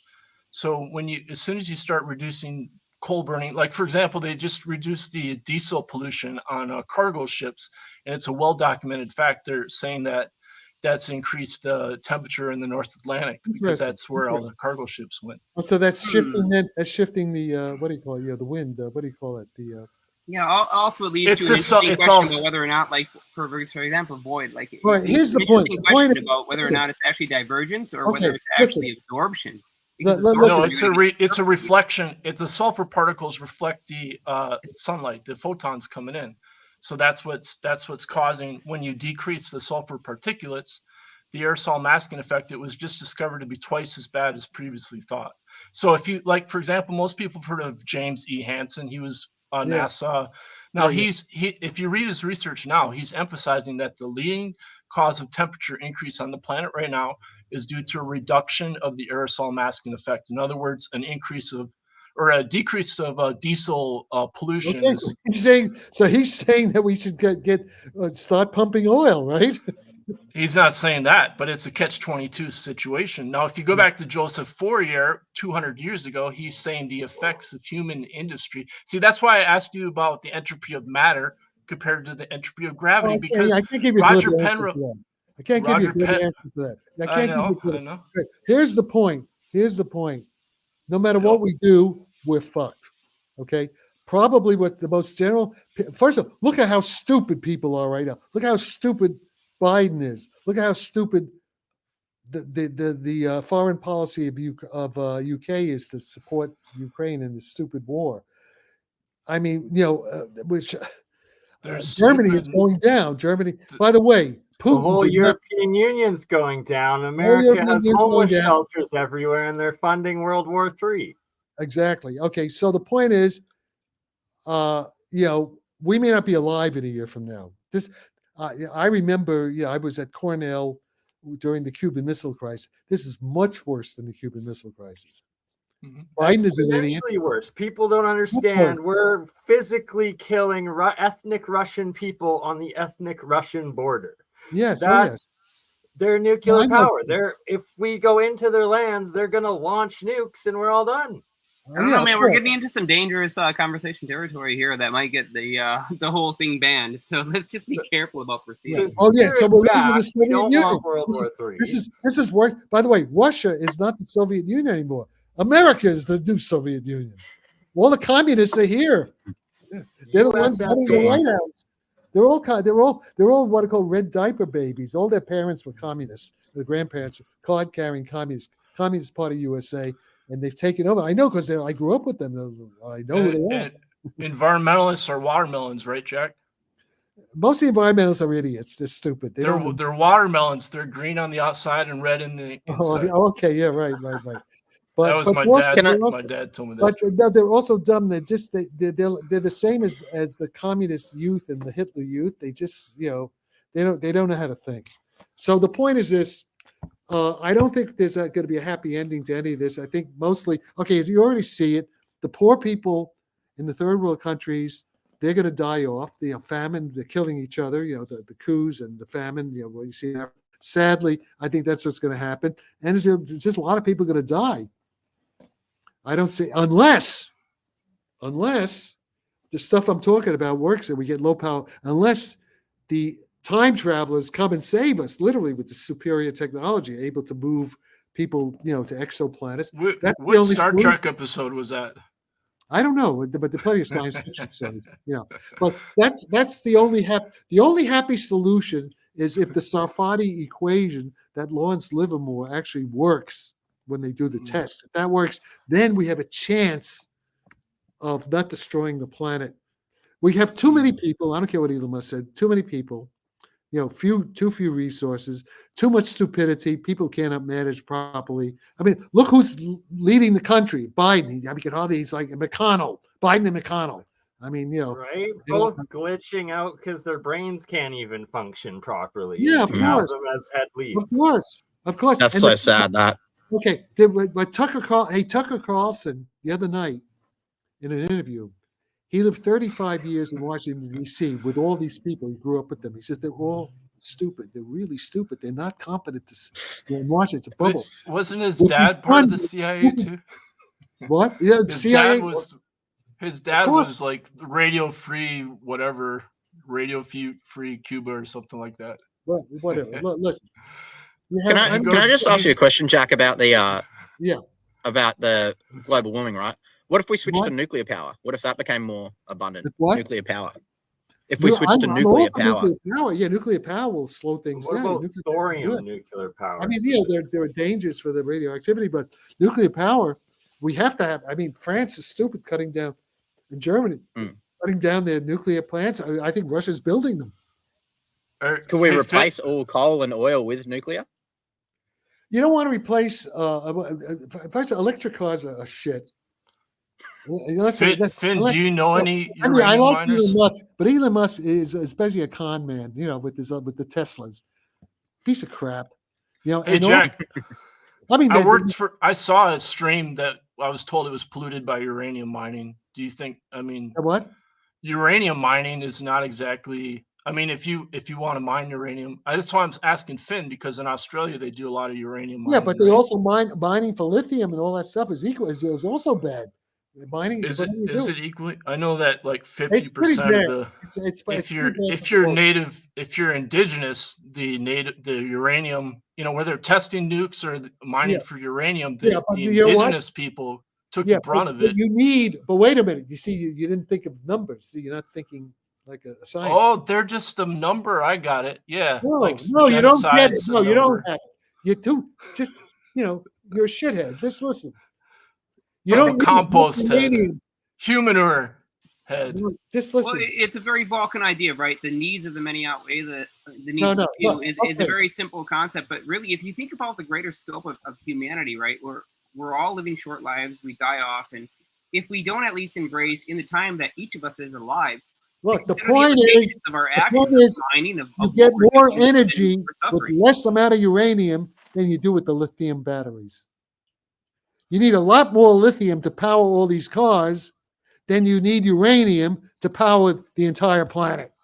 Nuclear power is much more efficient. Very true. Exponentially. Do you think two-headed depleted? What? Do you think two-headed depleted uranium babies, when they're two-headed depleted uranium babies? Do you think that's okay? Yeah, you're being stupid. It's not stupid. They always say two heads are better than one. Okay, go to Basra. Are you transgender? 15% of the babies in Basra had deformities because of depleted uranium. Depleted uranium. That's not mining, doesn't, though. That's imperialism and terrorism. It's all connected together. My dad was a lawyer for the nuclear industry in Minnesota. He was a former chief deputy officer of Minnesota. So that was a precedent case for Monticello. And when they started the nuclear power plant, the attorney general wanted to increase the regulations of routine emissions of radiation, and the military overruled it because that's why the interstates were built. So Eisenhower built the interstates so we could escape. We could escape nuclear disaster. You said it's worse in Cuba. You're saying nuclear is going to save us, and you're saying it's worse in Cuba. No. And nuclear, we're facing nuclear escalation. No, is it atoms for peace, or is it you're not thinking. No, you're running around like a chicken without a head. You're scatterbrained all over the place. I mean, your neurons are misfiring. No, they made mistakes in the past. They weren't careful. They weren't ethical. I agree with all that. You can do it intelligently. If you can be mining uranium, you make sure that there are no people around nearby. You move the people out so that they're healthy. You protect them. There are ways of doing it smart. Yeah, they didn't do it right back then, but that doesn't mean there aren't fixes to do it. You learn from the mistakes. Richard Feynman died from it. Feynman died young. He was only 60. Basil J. Hiley said Feynman's wrong. He said he's wrong. I'm sorry for being a young schmuck, but like, what killed Feynman? I didn't realize that he had died from something related to anything other than just natural death. So, in fact, my girlfriend, a former girlfriend of mine, was his girlfriend when he died. She was a therapist, she's hospice. She was with him when he was dying. The reason Feynman died young, let's see, he was born in 1918, and he died. He was born the same year my mother was born. And he died like 1989, 86 or something like that in 1980s. So he was in his 60s. He didn't even make 70. It's like 68. I thought it was all the strip clubs you went to all the time. No, I went to strip clubs with Feynman. I drove him around in my Cherokee. No, seriously. Back in 1963. I know all about that. No, Feynman, what Feynman did, Feynman's first wife, he was at the Manhattan Project. His first wife died of breast cancer. He was very depressed. He was suicidal. And so what happened was when they did the bomb, when they tested Trinity, whatever it was, the bomb, he stood up. Mm-hmm. And a lot of guys got that. And so that's why he died at 60. Yeah, he was a healthy guy. And, so he died, he died almost 20 years ago, right? Yeah, he was born 20 years ago. Feynman, that's much different than in his autobiography. He died from the bomb. The bomb killed him because he didn't take, he was basically, I think he knew it was a suicidal act. He was very depressed, and then he got over it, but it was too late. That's why this is Feynman. A suicidal act. In his autobiography, he says that he watched it inside of his truck, and he said that the glass would be enough to like block. No, I heard that he actually got different stories, but he got exposed. He got a lot of exposure, and it was long term. It took 40 years. But he definitely got the blast. He was there. He watched it happen with a bunch of these other guys. He was exposed. Other people told me he was exposed. People who were there. So he exposed himself, but he probably did it maybe subconsciously. He was very depressed, and so he didn't account. They didn't account for something in the calculations. He thought that. They were. Listen, they were very. I mean, things were. So, but the point is, now we know better, and now we can do a lot more. And hopefully, we can have fusion. If we have this warp fusion reactor, then we don't have to worry too much. Why are we saying we switch completely to it? Why are we saying we need? I don't think anything's going to happen. I think we're going to have Tucker Carlson says that we're going to be in a nuclear war with Russia before the election because Biden is going to have to start a war in order to prevent Trump from becoming president. That's what he said just last night or night before last. So we're fucked. So all the stuff we're talking about, unless we're lucky, unless the UFOs come and save us at the last minute, like the cavalry coming, the Indians were around the wagon train, and the cavalry comes, John Wayne comes in his UFO, we're probably, we're screwed. That's what, that's the most likely, because we have a stupid president. We have stupid people at the top. We have a stupid military. They destroyed the military. The generals, Lloyd, what's his name? Austin. He's an affirmative action idiot, and people who know him from the army. And Miley's an idiot. He's leaving and be replaced by the guy taking over is worse than Miley. So we've destroyed the. We're a paper tiger. If we went to war with Russia or China, they're going to beat the shit. Can't even supply Ukraine's artillery shells. Yeah, you know why? Because China. We've moved most of our manufacturing over to China like idiots. And you know who did that already? Well, even the Bushes started that, but Clinton. Democrat, they did. Clinton did that. But I think even George Bush did it. So we're fucked. I mean, the whole thing is so. The biggest thing about Taiwan is that all of the military chips, the processors for the U.S. military, is made in Taiwan. Thus, if China takes it back, they have access to all and which is also why China is not going to want. First of all, China doesn't have to attack Taiwan. Taiwan's going. This year, there's going to be an election. The new party. The party's going to probably take over. Actually, both parties now want to reunite with China, but on terms with the economy. Both the Chinese on both sides, they want to have business. They want to have the economy good. Okay, so there's no real China problem, except with us. When you say you think there might be a nuclear war, there's no doubt Biden's a moron, right? But Putin, I wouldn't say Putin would have a fire. No. Putin's the only adult in the room. But Putin and China, unfortunately. Putin's the only thing that's preventing a nuclear war. Yeah, without a doubt. For 15 years now, pretty much. Yeah. Yeah, I mean, Putin's been when Trump and Putin got along fine. But Putin right now, I mean, that's why these guys in England, I love say Putin's a Hitler, and he's a bit. I mean, he had good reason to go into Ukraine, all kinds of reasons. I mean, we almost got into a nuclear war when Khrushchev put the nuclear missiles on our border in Cuba. Well, that's what we're doing to him. This is, the whole thing is so stupid. And then I have friends who say, "Oh, NATO's not a danger to Russia." That's not the way the Russians see it. And that's not the way I see it. Big objective.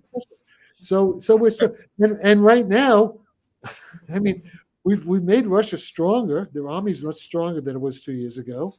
And if we go to war with Russia, we're going to, as long as it's a conventional war, if it stays on nuclear, they're going to beat us.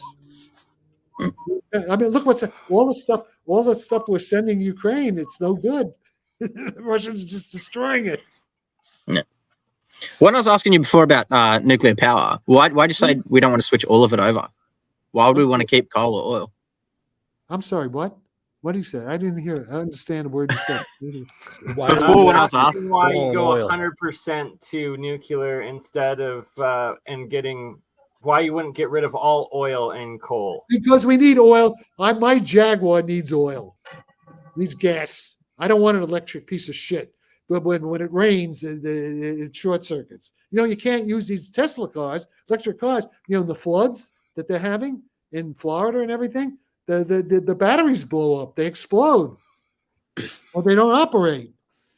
Aside from what's your opinion on it? And the engines are very clean these days. The new engines are clean. That's bullshit. I want to ask you about cold fusion. What's your opinion on cold fusion? I hope it works. I don't have I don't spend any time trying to understand it. Yeah. But Brian Josephson does. So far, it hasn't worked. Well, what do you think about geons and some of the stuff? There's a friend of ours, Bob Greenyear's working on some theories. Yeah, I know on all what- about geons. I was doing geons in the 1960s. I was with John Wheeler. doing Yeah, geons. we wrote the paper on it. Yeah. Yeah. But the point is, geons don't work. Now there may be, see, in the metamaterials, the geons might work, because the reason geons don't work is because the gravity coupling is too weak. So the geons are too big. But the whole thing that I'm talking about is that we could increase the gravity coupling, and then we can maybe make little geons. Yeah, geons are, they're solitons. They're these nonlinear solitons. They're like, self-consistently localized clumps of gravity and electric field, the nonlinearities. Sure. Jack, when you say the simple is the best, what do you think of Sarfatti of Penrose and Hammeroff saying that the microtubules and tubulin are metamaterials? They're negative. Yeah, it is. I said it. Okay, so isn't that the simplest? It's already inside of us. Yeah, that's the whole point. That's my whole point. That you're reverse engineering our biology, basically. That's right. That's how we're going to make conscious machines. Yes, exactly. We're just reverse engineering the microtubules. It's called nanotechnology, quantum dot artificial neural nets.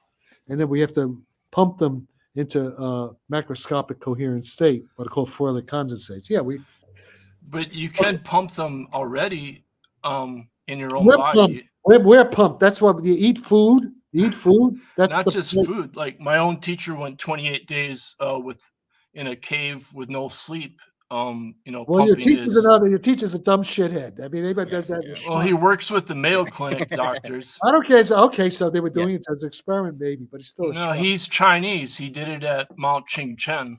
All right. So what? Why? He did it for a good reason. They were testing physiology. No, he was a Taoist. A Taoist yogi master. All right, good. You call that new age, I know. Yeah, it's new age. Yeah. No, actually, some of it may work. I'm not saying it doesn't work. Yeah. But but I don't want to do it. Yeah, I get it. You want to drive your Jaguar? I do. Strip clubs. Nice. I do drive a Jaguar. I don't drive very much. My 2-year-old Jaguar only has 2,000 miles on it because I'm in London most of the time. Yeah, I go back. I only use my Jaguar to go to the store. Why don't you go see Basil J. Hiley? Tell him, see how he's doing. He's 87. Yeah, I know. I was with him about 2 years. He came to my club in London. I saw him about 3 years ago. I guess it was pre-COVID, right before COVID hit. Okay. Yeah. No, what Basil has done some very good things, but what he's doing now is too abstract. I like his surrealistic trajectories. All that is good. And a lot of stuff, what he says is good, but all right. He's got a lot of papers on mind matter. Is that too abstract? Mind matter? Well, I don't, as far as I'm concerned, I've been there, I've done that. That's okay. I've solved that problem. I'm on to gravity now. Yeah, I hear you. He just says that non-commutativity is a radical restructuring of all of physics, but you think I think he means he saw the non-commutativity of the space-time. You mean the Alan Connors? No, pre-space. Pre-space. You know what? Yes, but you know what though? I think he's going. Okay, it's good he does it. Maybe something will come of it, but we don't need it for anything practical. We don't need it to reverse engineer the UFOs. That's all. We don't need it for the 6. What is it? The 6 observables. Louis Elizondo, that's now 6, not 5. We don't need it to explain. We don't need it. There's a military. We don't need it to explain what the Navy. We don't need it to explain what the Congress wants to know in that congressional hearing with David Grusch and Ryan Graves and David Favreau. That's what I'm working on, okay? I saw a TR-3B so close I could hit it with the rock. What's an ATR-3? What is that? The TR-3B. I emailed you about it, the TR-3B, the equilateral triangle. You mean one of our aircraft. So what? It's not a warp drive. It's okay. We'll talk about Jeremy. Speak up for me here. The TR-3B. Please do not say that the TR-3B is not a big deal. We at least need to have that technology come out and acknowledged in the mainstream science. Yeah, here's the thing too. Like if we can't link the electromagnetic coupling factors with the cosmological constant, and we don't understand how the variability of that cosmological constant actually is in fact, a variable. It's not a constant as it's been currently named. But if we Yeah, I understand know. how that works, then we have the answer to not just this warp drive stuff, not just this UAP. No. We also can You're talk about confused psychic too. phenomena. Hey, listen, if you look at my book Supercosmos, I talk about what you just talking about. All that cosmological stuff, it's at a large scale. It's only these cosmological things are only where a galaxy is a point. Okay. It doesn't apply down at the level of machines on our scale. It's totally different physics. Right, that's our localized gravitational coupling coefficient that we can do at the local scale. But these effects have a major impact on the large scale. Never has so many words been spoken with so little content. Okay, you're talking too much and you're not saying anything. Okay, you're a smart kid, but you're smart. So, but unless you write it down in mathematics equations, slow down, and then what are you talking about? But what I'm telling you is that the problem is basically very simple. The physics and the math needed to solve the practical problem is pretty simple. The engineering, the condensed matter, the condensed matter, how you make the iron crystals and what you dope it with, that's complicated. That's the hard part, and that's not my part. But the basic understanding of what's going on is very easy. Now with this TR, whatever, this plane, very simple. When that plane flies, do you see any anomalies in the frequency? Yeah, I see a big red light in this. I saw a big red light in the center. I knew nothing about. Okay, wait. The big red light in the center, but what was it doing? What was it doing? That's what Ed Fouché explained. Jeremy, why don't you go over what Ed Fouché explained the big red light is doing in the center? Jeremy Reese knows all about the big red light in the center. But wait, there's my car. Wait, stop. I'll tell you the car I had when I drove Feynman around. This is the car. This is the little digression there. Yeah, this is the car I drove Feynman around in Hollywood. All right. Well, Basil J. Hiley says Feynman is wrong. That's a Triumph. That's a Triumph. I had that car too. I didn't have that model. I had this model, but it was a black. It was black. No, this is an earlier. I had to go for the XK150. Go for an XK150 convertible.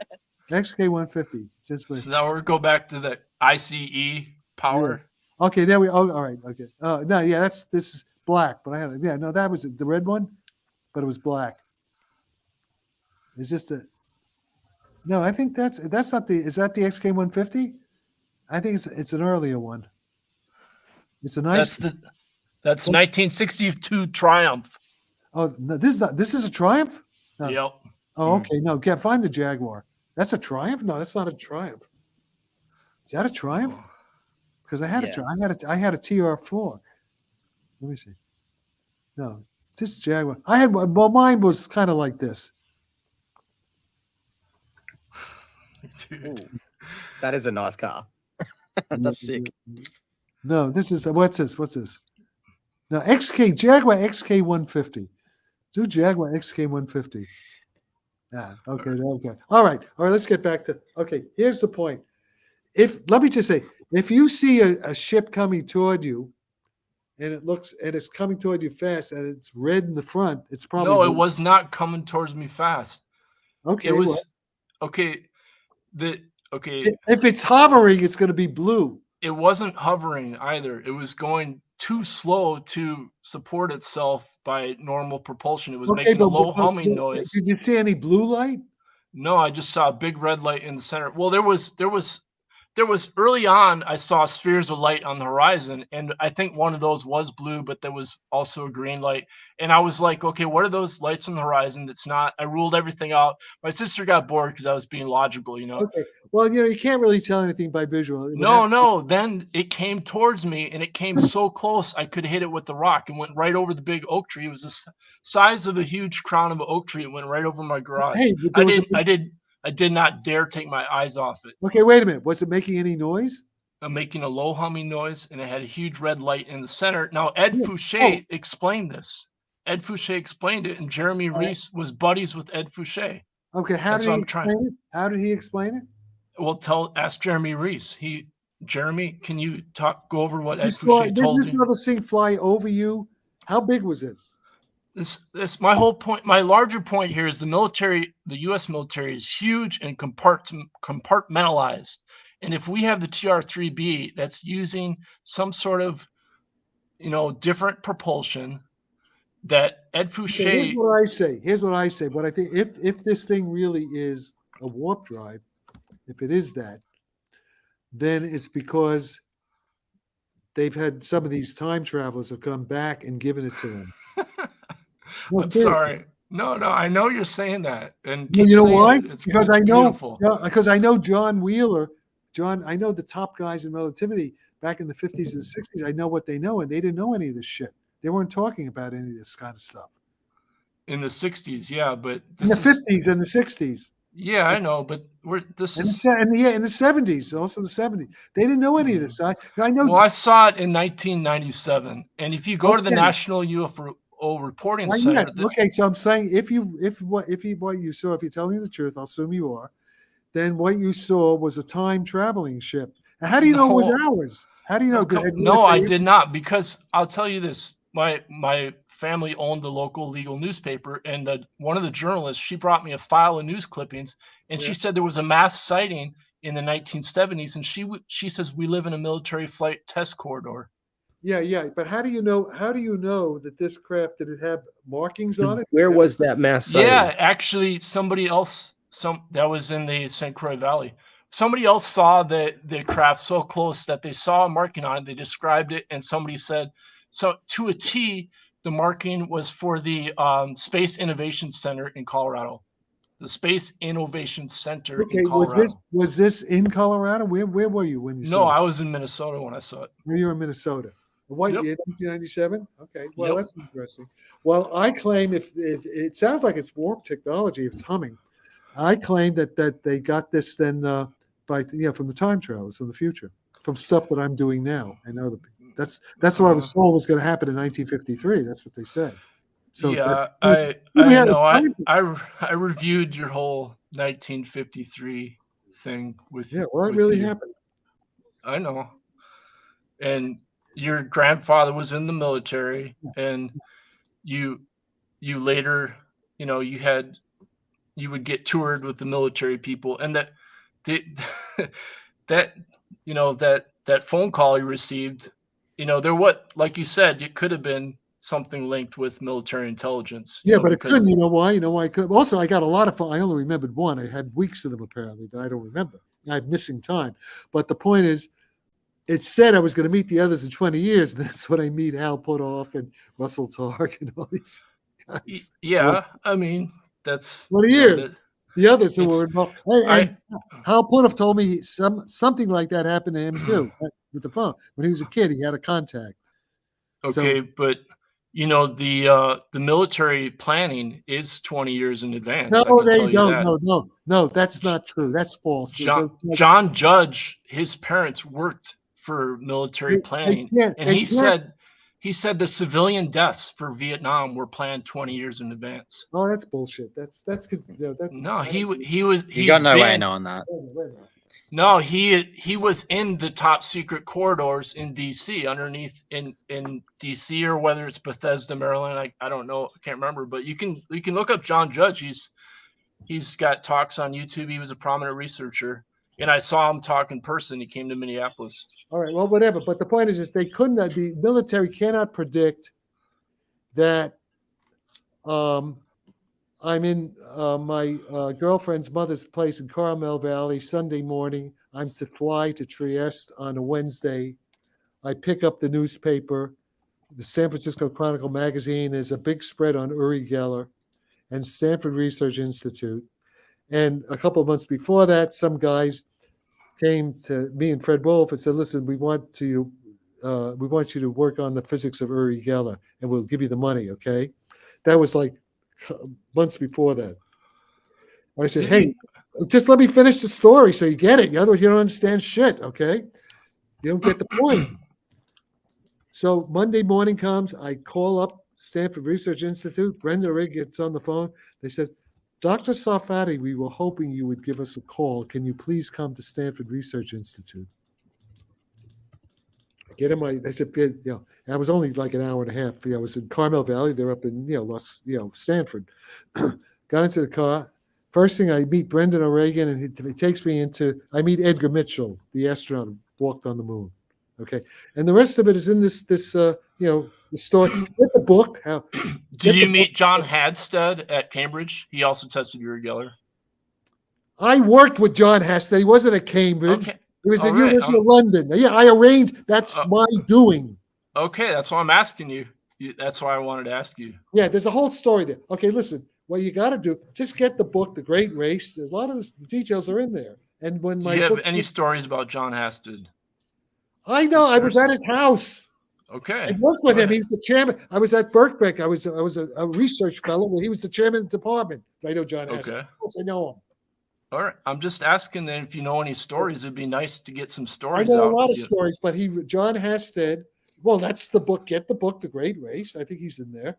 But my book, Destiny Matrix, has a lot of John Hasted, and also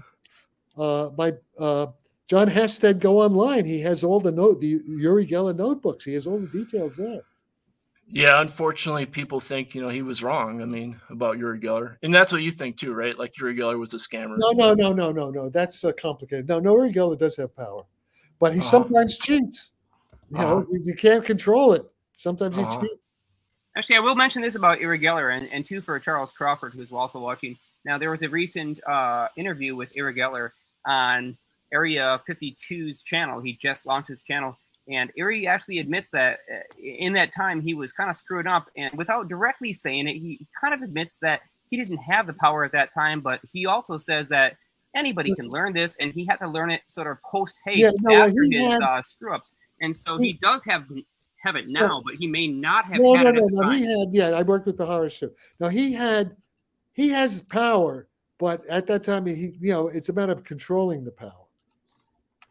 Okay, it's a complicated thing. There's that's a whole other thing. We don't have time. I mean, we don't have time to go in. But it's good to again, just get the book, The Great Race, read that book, and then when my book, don't get the book now because I'm updating it. The Destiny Matrix book will have a lot of this stuff. It's a complex story over 80 years. So the thing is, telepathy, all that stuff is real. High strange, it's all real. And I agree. I know telepathy is real. I trained in it also to finish my master's. Yeah, well, you have Russell Targ. Well, they had this theory that Uri was friends with this guy Puharich, who invented this radio transceiver that could be put in a dental filling. I stayed at Paharich's house. I know everything about it. I was part of that. Okay, you're telling me I'm a witness to all that. Yeah, huh? Yeah, of what course. Can you tell us about all that? Yes. That's the most Was Uri using a radio transceiver in his tooth to fool him into thinking he had psychic powers, or? Well, that's a good question. That they may have done that, but that's not everything he did. Yeah, right. I don't know. That's not a bad. That's a possibility. Yes. Well, that's one of the theories because Puharich had this patent. I don't know if you heard about the patent for the tooth. I saw it. He was showing me all this shit. Oh yeah, huh? Of course, I was at his house in Austin. I met him in London. Met him with Uri. I know a lot about Andrea Baharich. Barbara Honegger. Oh no, Barbara. It wasn't Barbara Honegger. It's what's her name? She died. She just recently. Yeah, died. I know who you're talking about. Elizabeth Rosher. Yeah. I lived all that. I know all these people. So you were buddies with Herbert Bernstein, or did you just go to school with them? Well, we weren't like bosom buddies. Well, yeah, we went with the same classes. Uh-huh. We're in the same class. It was a class. We went to parties together. In fact, there's a photograph of all of us. There's a big photograph of the Bernstein twins, a Christmas party of the Last Supper. And I don't. Oh, I could tell you one thing though. When we all took the written PhD oral exam at UCSD, and I was second. So I don't know who was first. That's what I found out later. Bob Gould was a professor who says you could cheat on the oral, but you can't cheat on the written. But the reason I was the opposite way. I was offered a job as assistant professor of physics at San Diego State down the road from UCSD before I had the PhD because I was second on the oral exam that year.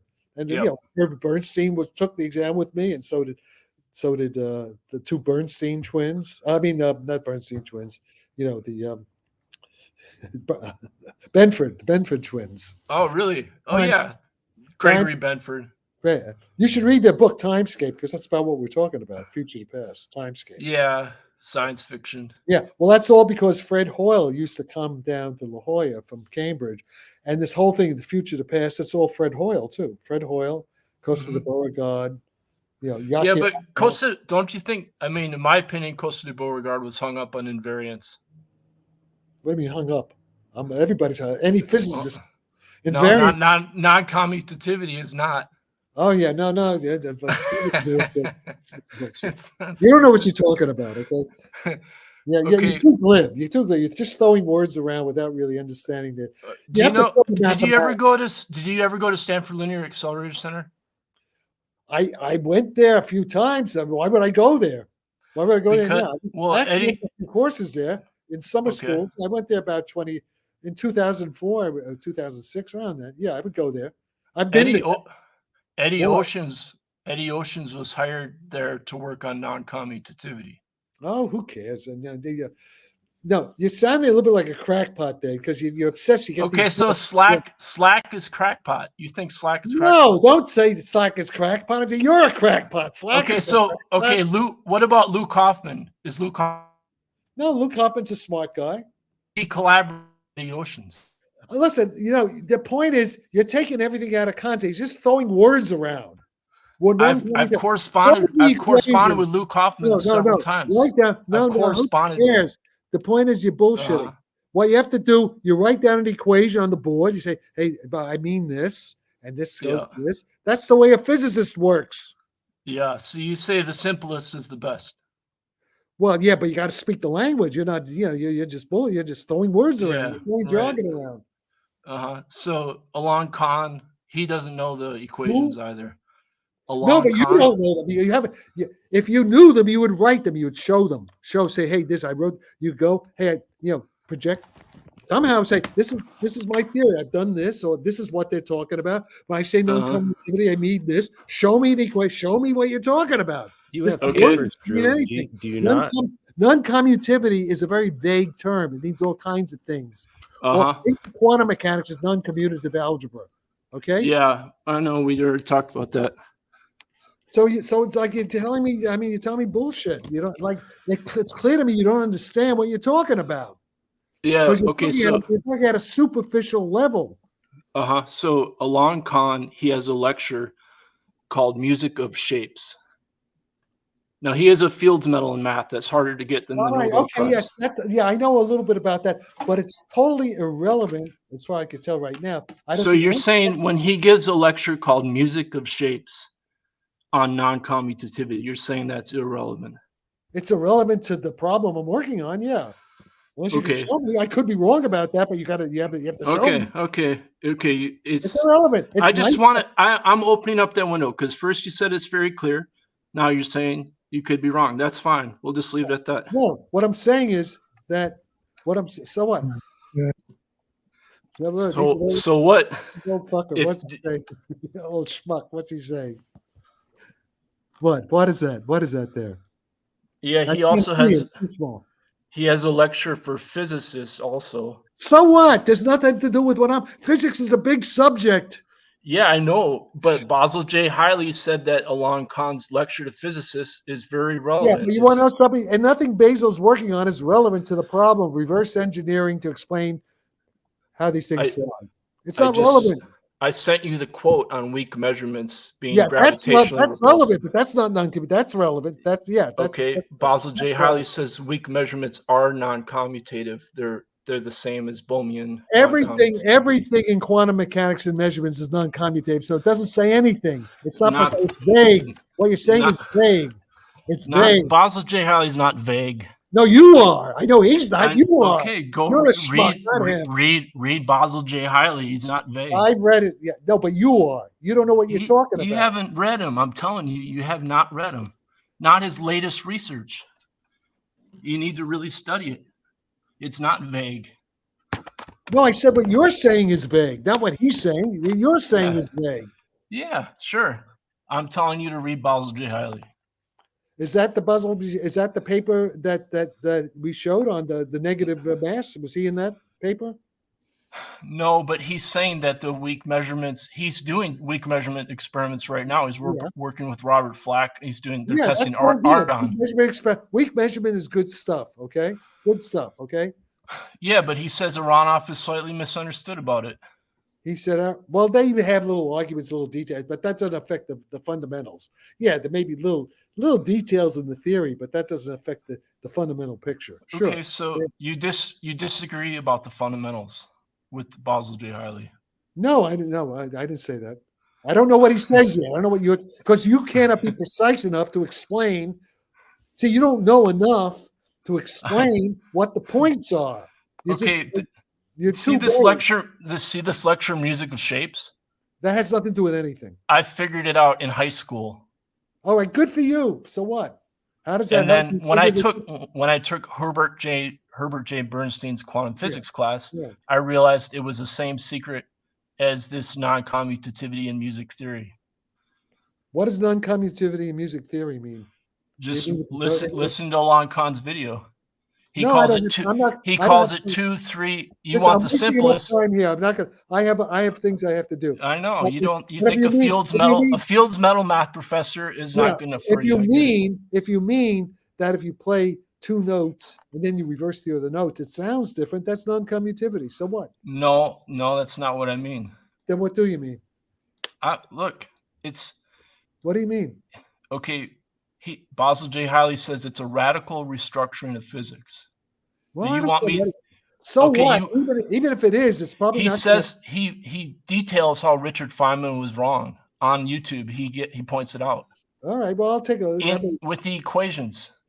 Then send me the URL. I'll take a look. Okay, I'll send it to you. I'll email it to you. I'll put it in the chat too, so other people can find it. Okay. The point is, this may be interesting fundamental physics, but it will not change. There's Basil. Yeah, there he is. But it won't change what I'm working on right now because I don't need any of that heavy stuff. It's the problem I'm working on is a lot simpler than what he's working on.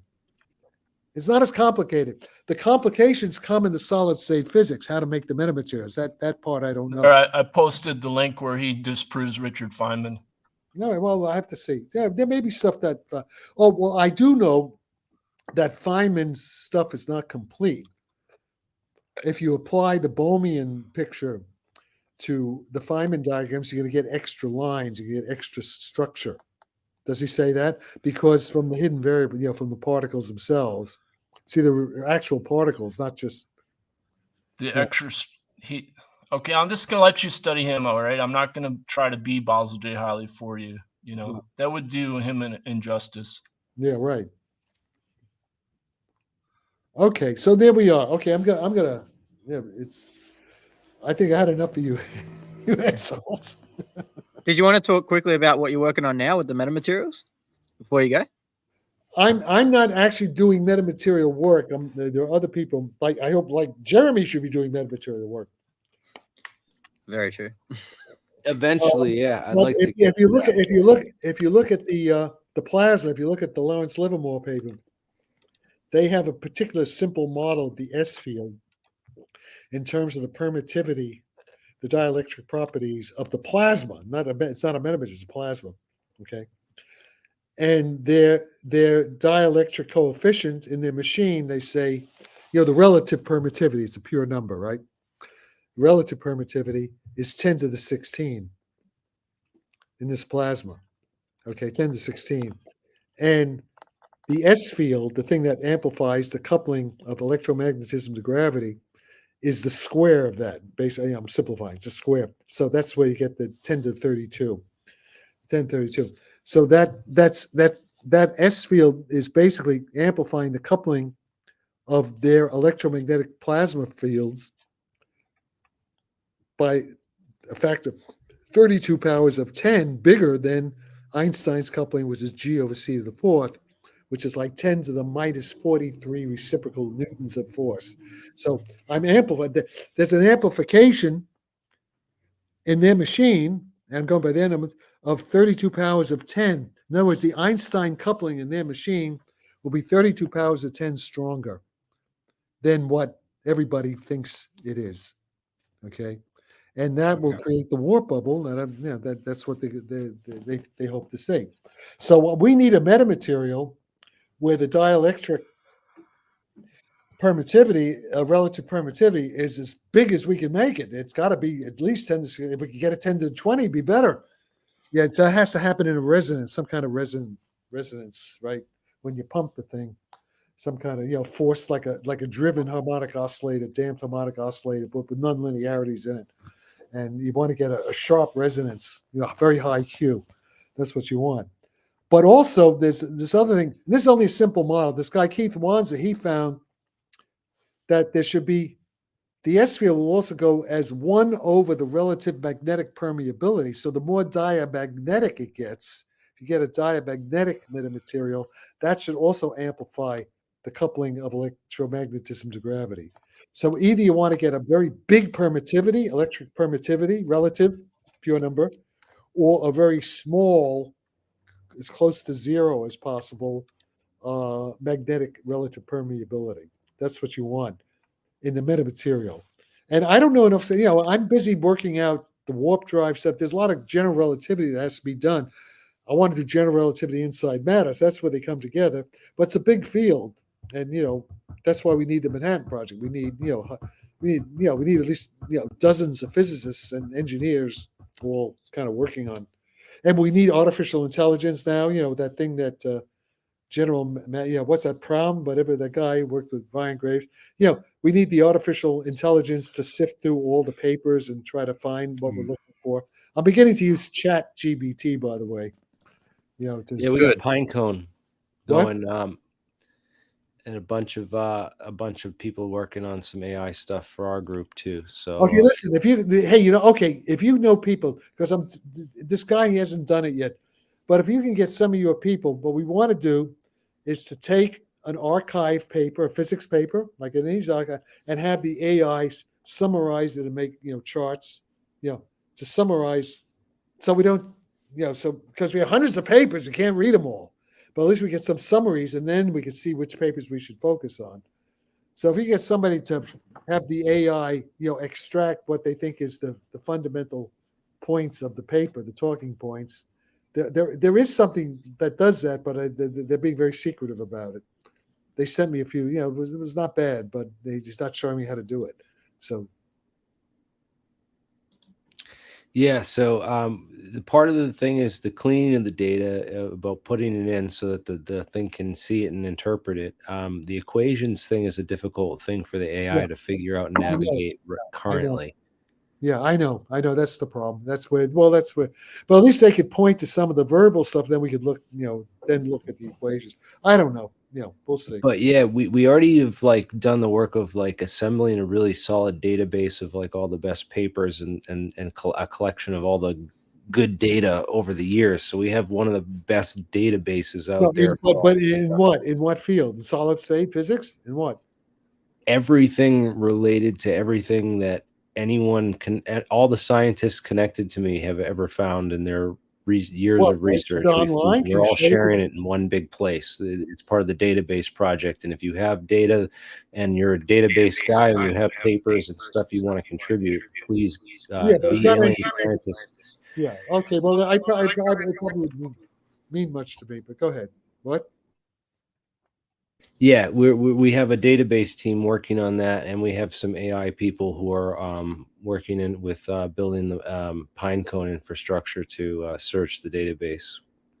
And well, have them look for what you want to look for: metamaterials with very big electrical, dielectric constants, and very small magnetic permeability.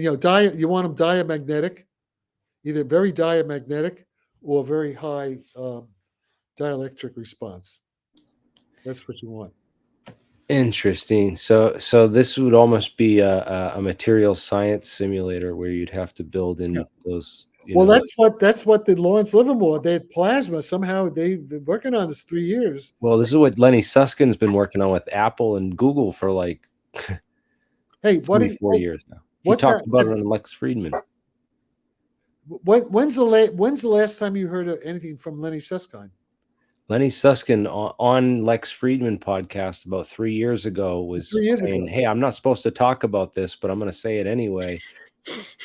And Is that what he says? Yeah. Well, Lenny said, yeah, but that was 3 years ago. I mean, recently. Let me tell you something. Lenny Susskind, something's happened to Lenny Susskind. Apparently, I mean, medical. Maybe he had a stroke or something, because a former, like a wife of his, is in Italy, contacted me, and he's dropped out of sight. He used to, he was sending us support for her kids, and he stopped, and he can't get through, she can't get through, and so nobody seems to know what happened to him.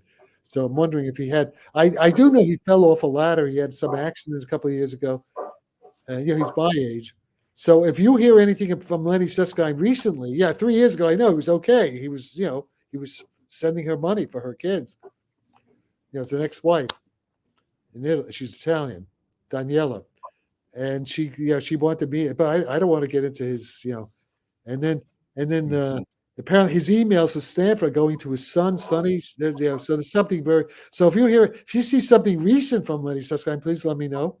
I mean, I don't want this was a little bit old, so I haven't heard that. Thanks for the update. What? Somebody say something? I just said thanks for the update on the info on Lenny. I haven't heard anything from him. I've never communicated directly with Lenny. No, but if you see him on any recent, if he does any recent podcast or anything like that, let me know. I mean, but there's something weird going on there. I hope he may be in a hospice. He may be like Joe Biden. What happens, right? Maybe like McConnell. Look, we have McConnell, we have Biden. He's not running around sniffing every little girl's hair when he comes across. So. Is there anyone running for election that you think would fund a Manhattan Project style? Oh, well, Donald Trump will. And so, I don't know if I like RFK Jr. I was on the short list to be Donald Trump's science advisor, I was told. Holy shit. Yeah. If he was going to be that right there is a reason to vote Trump. Yeah. But I wouldn't do it. I mean, I just want to be able to, get on the phone and talk to him. That's all. I don't want to. I don't want to be in D.C. with those assholes. I have my lifestyle. I go to England. I go to Italy. Jack, you could be the #1 influencer. No, you have to do that. That's what I want. Yeah, I want to be the world. I just want to be the influencer. But we have all these schmucks. I mean, I think Eric Weinstein's a schmuck. He's a smart schmuck. Lex Friedman. You see all these guys? Oh, do you see Lex Friedman? If I could get you a debate with Eric Weinstein, would you? Oh man, that'd be off the chart. He's afraid of me. I've challenged. I said, "Come on, let's duel," because he's afraid. He's afraid. He wants. This was pretty good tonight. You and Void, man. I've been meaning to get this together for a while. Listen, no. I got to explain something to you. All these guys. They're smart, smart. I know what they are. But they're schmucks. They're in the schmuck. But how old is Weinstein? Okay, Lex Friedman is having a nervous breakdown on Twitter. Look at his tweets. It sounds like I see like he's having it's like Weltanschauung. I'm afraid he's going to commit suicide. Hey, life is beautiful. Then he's depressed. He's letting it all hang out. Well, look at Lex Friedman's current tweets. He's traveling around, and maybe his girlfriend left him or something. I don't know. He's having an emotional breakdown in public. He's like, all hang out. Can I leave you? Yeah, and Eric Weinstein's very insecure. I said a few things about his theory, why it's wrong, and he's very insecure about it. So these guys are afraid, and Joe Rogan's just an idiot. I mean, Joe Rogan, he's a schmuck. I mean, he's a real schmuck. He's talking to Jeremy Corbell. That says it all. Yeah, he's been hit in the head way too many times in his MMA career. That's all there is to it. He was eating worms to be on TV to start. Oh yeah, he's a cool guy, but you don't get it. And Elon Musk is a schmuck too. I mean, he's very smart. He's a schmuck. No, Elon Musk sometimes looks like he's having a breakdown as well. Some of the tweets. Some of his tweets are good. I mean, he has his good days and his bad days. Elon Musk. Why do you think SpaceX doesn't? Sam Altman Sam Altman's my next door neighbor. You know Sam Altman? He lives literally next door to me in the Bring house. him in. Go knock on his No, I door don't right know. now. Wake He him up. knows my girl. He knows my girlfriend who owns the the property owner. But he bought. They were trying to the place next door. They redid it. Whoever owned it, some big company, they tried to sell it for $48 million. At Russian Hill, $48 million. They built there was a big fight. There's an underground garage, 6 cars. It has an underground swimming pool, has an underground gym and underground theater, 4 different levels. They built down into Russian Hill. Okay. And it's a beautiful, it's like a little country. It goes from one street, the whole block, and our place is on the boundary of it, one of the boundaries of it. So he talks to my girlfriend who owns the property I live in, but he's hardly ever there. So I haven't met him yet. They just moved in like a year ago, 2 years, during COVID maybe. And he's all over the place. They probably have other places too. So he bought it for $28 million. When COVID, they bought it for 20. Steve Jobs' widow lives up the street from me, about 2 blocks from here. She has many places. She bought a place for $17 million cash. So all these guys, they're all schmucks. They're smart. They make money. They luck on, but they're basically schmucks. I mean, I was a schmuck at that age too. I think back, God, all the stupid things I did. But I guess I had to do it because otherwise I wouldn't be doing what I'm doing now, right? So it's all, I think your stories wouldn't be as interesting. No, that's for sure. Yeah, I'm like a travels of a schmuck. Portrait of the genius as a young schmuck, or something like that. Gotta go through get that to be stage. old and wise without being young and stupid first. Yeah, well, Yep. yeah. I still do things that are schmucky. I mean, I'm telling you, that's called the Catholic. I call it original schmuckiness, original sin.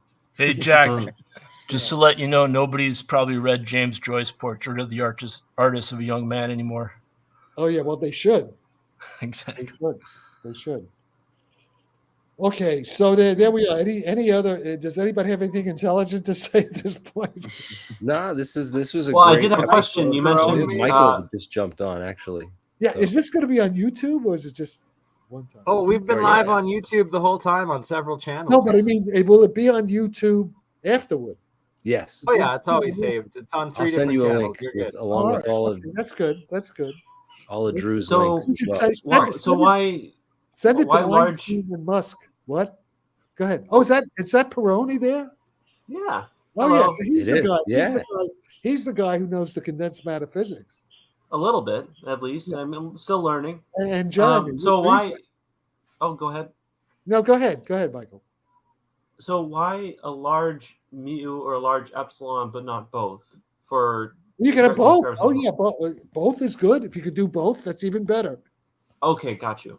Just Yeah. was curious. Yeah. Okay, the formula is S, the S field. This is the Wanzer and Sarfatti, Keith Wanzer, who kind of disappeared too. But it's that S is equal to 1/2 the square of the relative permittivity plus the square of the reciprocal of the relative magnetic permeability. Got you. Okay? S is 1/2 parenthesis square E squared plus 1/U squared. That's it. So you can find them both. That's even better. But apparently, I guess the more, superconductors are diamagnetic. See, and there's macroscopic coherent. So that would fit the, Giovanni Bonase's claims that the superconductors have this anomalous gravity thing. So that's generally consistent, but then you have to worry about the Meissner effect that, the magnetic field is 0. But then you have type 2 superconductors. We have the filaments, the magnetic filaments in there. So how to do it properly? I mean, I don't know how to do it, but I mean, Yeah. Speaking of that, actually, we need good condensed matter theorists. We need good condensed matter. we saw something interesting in Mark's lab. I know how you feel about Mark, but when you take a superconductor, at least we had YBCO, I believe, or maybe BISCO, and when you mechanically spin the superconductor while it's flux pinned, and you let it warm up so it Yeah. It goes through its normal. transition temperature. It's if you just have it sitting there not spinning, it'll simply fall off if it's under the magnet. But if you spin it, then it looks like some of the angular momentum is turned into magnetic vortices and flux pinning, and it actually becomes magnetic and then falls off. Oh, well, yeah, that may be. But the point is, superconductors are no good because you have to freeze them. The whole point, Unless you have a room temperature one. What? Unless you have the room temperature one. Oh, well, yeah, if you have a room temperature, that'd be fine. But I'm saying apart from that. But the whole point is that this Froelich effect is room temperature superconductivity, but it's not equilibrium. You have to keep it's like a laser. You have to keep pumping it. Yeah. As soon as you remove the pump, it goes. It loses its. Property. Yeah, I recall like almost a decade ago. Oh, wait, there's something else. Wait, there's something else. Before I leave, there's something else. I have to do this. I have to go back to it. Sure. Larry Lemke has had some. Well, he's been studying stories about the retrieved Roswell material, and this tinfoil like stuff. It's very thin, but then like you can feel when they put your fingers against it, you feel like a tingling. It's like this little anti-gravity thing there. So like it's permanent though, but it's not being pumped by unless it's radioactive, unless it's some kind of radioactive energy source, low level. It's like a metabolism, like the ATP sort of thing that's pumping it. But if it's this way at equilibrium, so the point is, I found in a book by Beryl on quantum field theory on curved space-time that spin zero quantum fields in thin materials, they create negative energy. They create anti-gravity. Interesting. What was the name of that again? It's where the hell is it? Let me see. It's called quantum. Oh wait, okay, hang on. Quantum field theory in curved space. Wait a minute.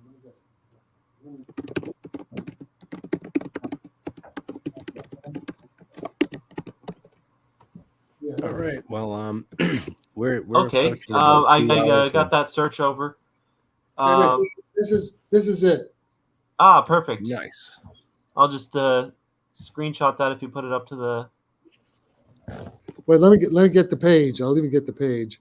It's page 90, I think. Page 90. Let's see. Page 90. Well, I got the title at the very least. Yeah. Oh, yeah. Here it is. Oh, no. Wait. Okay. So, no, it's one dimension. Okay. Cylindrical, two-dimensional space. Oh, it's one dimension. No, be quantum wires. Like it's page 90. Page 90. And the stress energy tensor is negative. Why wouldn't that also maybe be the case for pinned flux lines? Well, maybe so. Okay, maybe so. This would be like for like a quantum wire, one-dimensional system. Mm-hmm. Like a loop. Okay, or like a loop. Okay, like a little nano loop. Okay, of quantum wire in which if we could make a spin zero, from quasi-particles, like excite the quasi-particle, find a material that was spin zero. Now, other spins may do it too. I've just read. I haven't read the whole thing. I haven't had time, but. Let me see if I could just find the thing. This field mode deserve, and it matters if you twist it or untwist it too. There's a thing.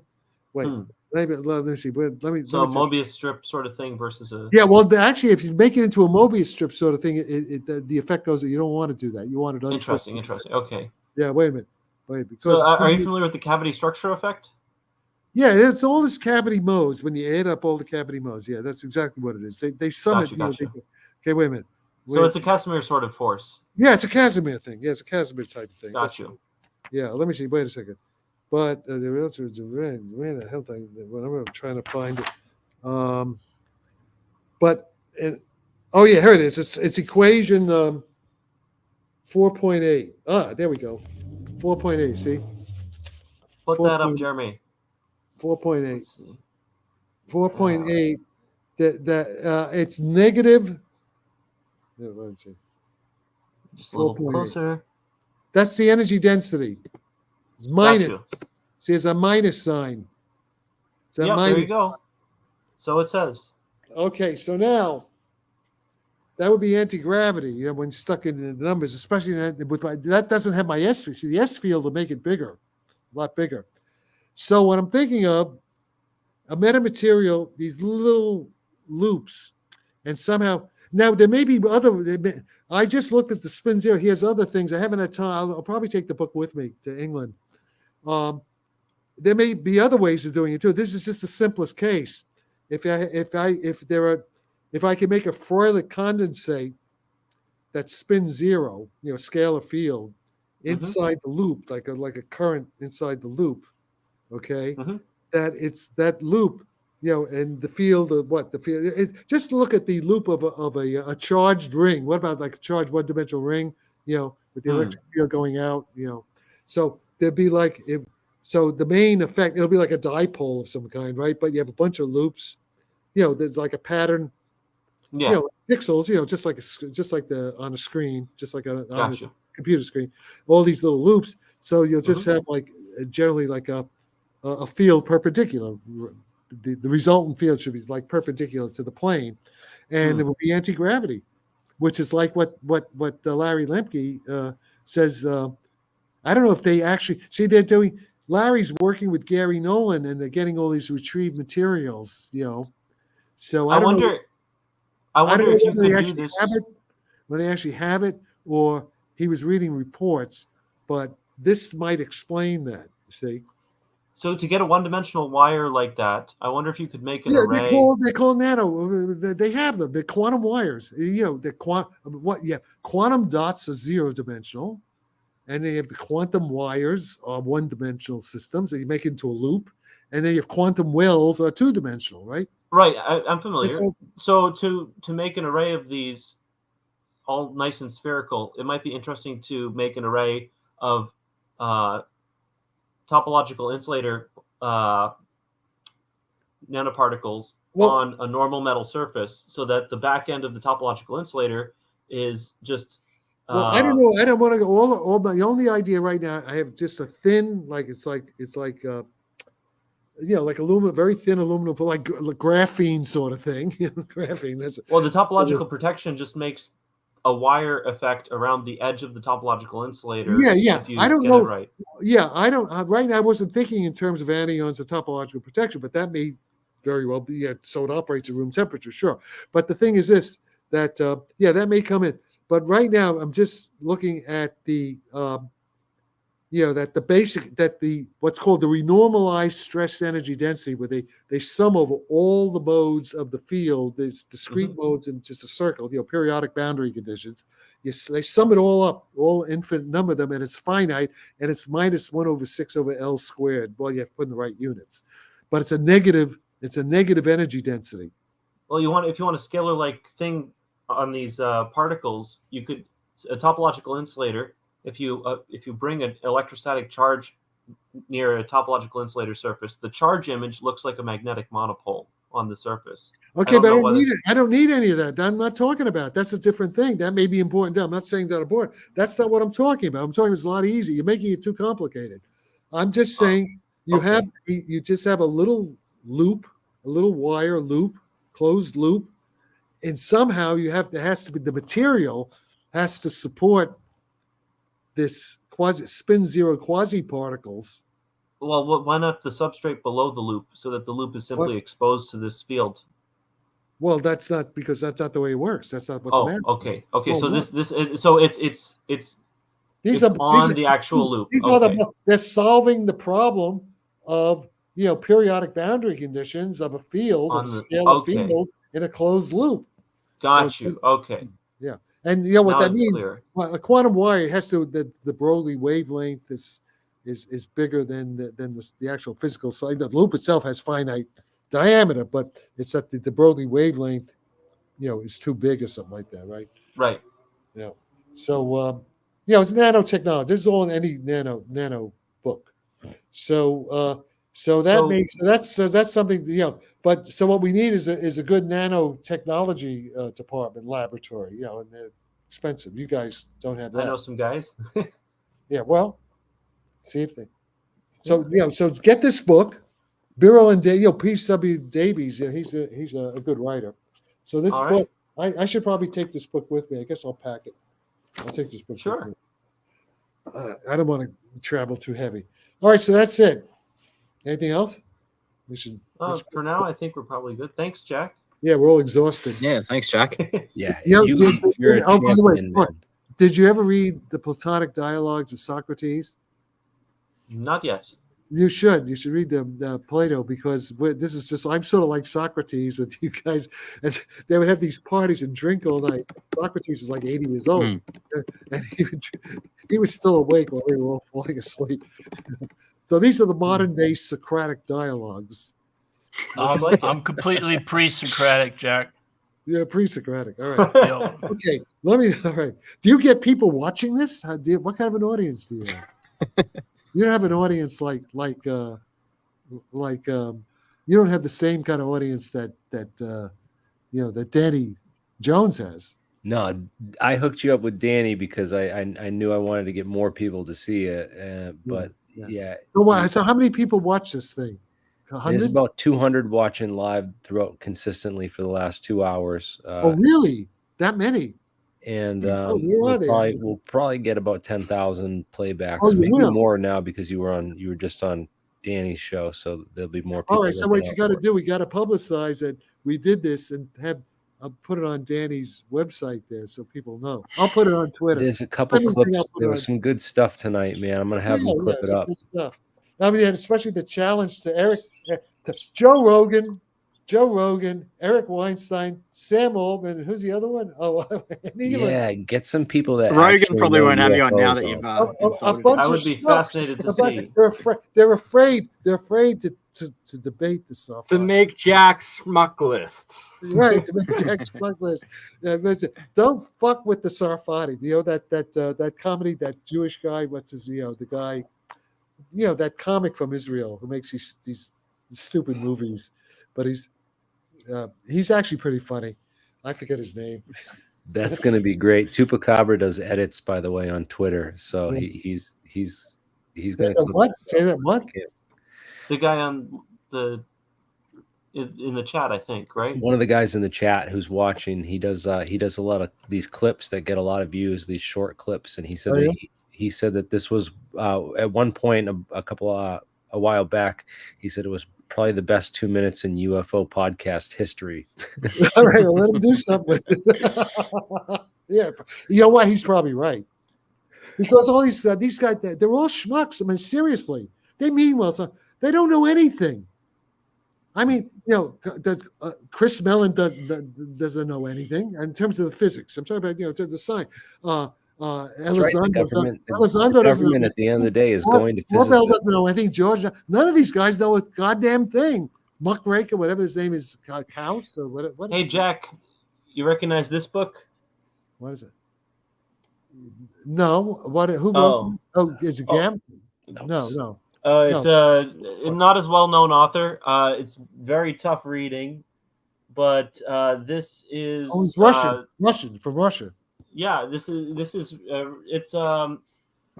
it explains partial differential relations basically are an extension of partial differential equations applied to nonlinear systems specifically. Oh yeah, so it's very powerful methods for nonlinear systems. Okay, do me a favor and send me the link, and I may get the book. Is it on Kindle, by the way? Can you get a Kindle version? It's a very tough read. I think that the fifth word is literally what's it? Yeah, well, I won't have time. The fifth word is vibration. It's what? Is like hop vibration. Oh yeah. No, I won't have time to read it. But it's good to know. It's pretty heavy. No, that's important stuff. And if we had a team, you need math guys who really know that stuff. Yeah, I'm looking for someone to tutor me on this. I do know one guy, but I don't know if he has the time. Yeah, hopefully, because I'm going for a hike with him later. So because general relativity, all this stuff will involve high nonlinearities. Feedback control. Exactly. Yeah. I mean, Big Gear was looking at that. Einstein was looking at that. Yeah. And it's still probably quite useful to figuring out the full system. I won't have time, but we need we need other people. I can't do everything. Oh yeah. All right, guys. I'll dig into it. I'm gonna quit. Right. Have a good night. Jack. All right. Thanks, good Jack. Thank Send you me the so link. much, Send me Jack. the link. Okay, bye. Thank- Yeah, Thank you we'll do. all, guys. We're going to end it here, and great show tonight. Take care. Have a great night, everyone. Yeah, see everyone in the after party if anyone wants to hang around. Here's the link. There's the link. See you later. Have a good night, everyone. Good night.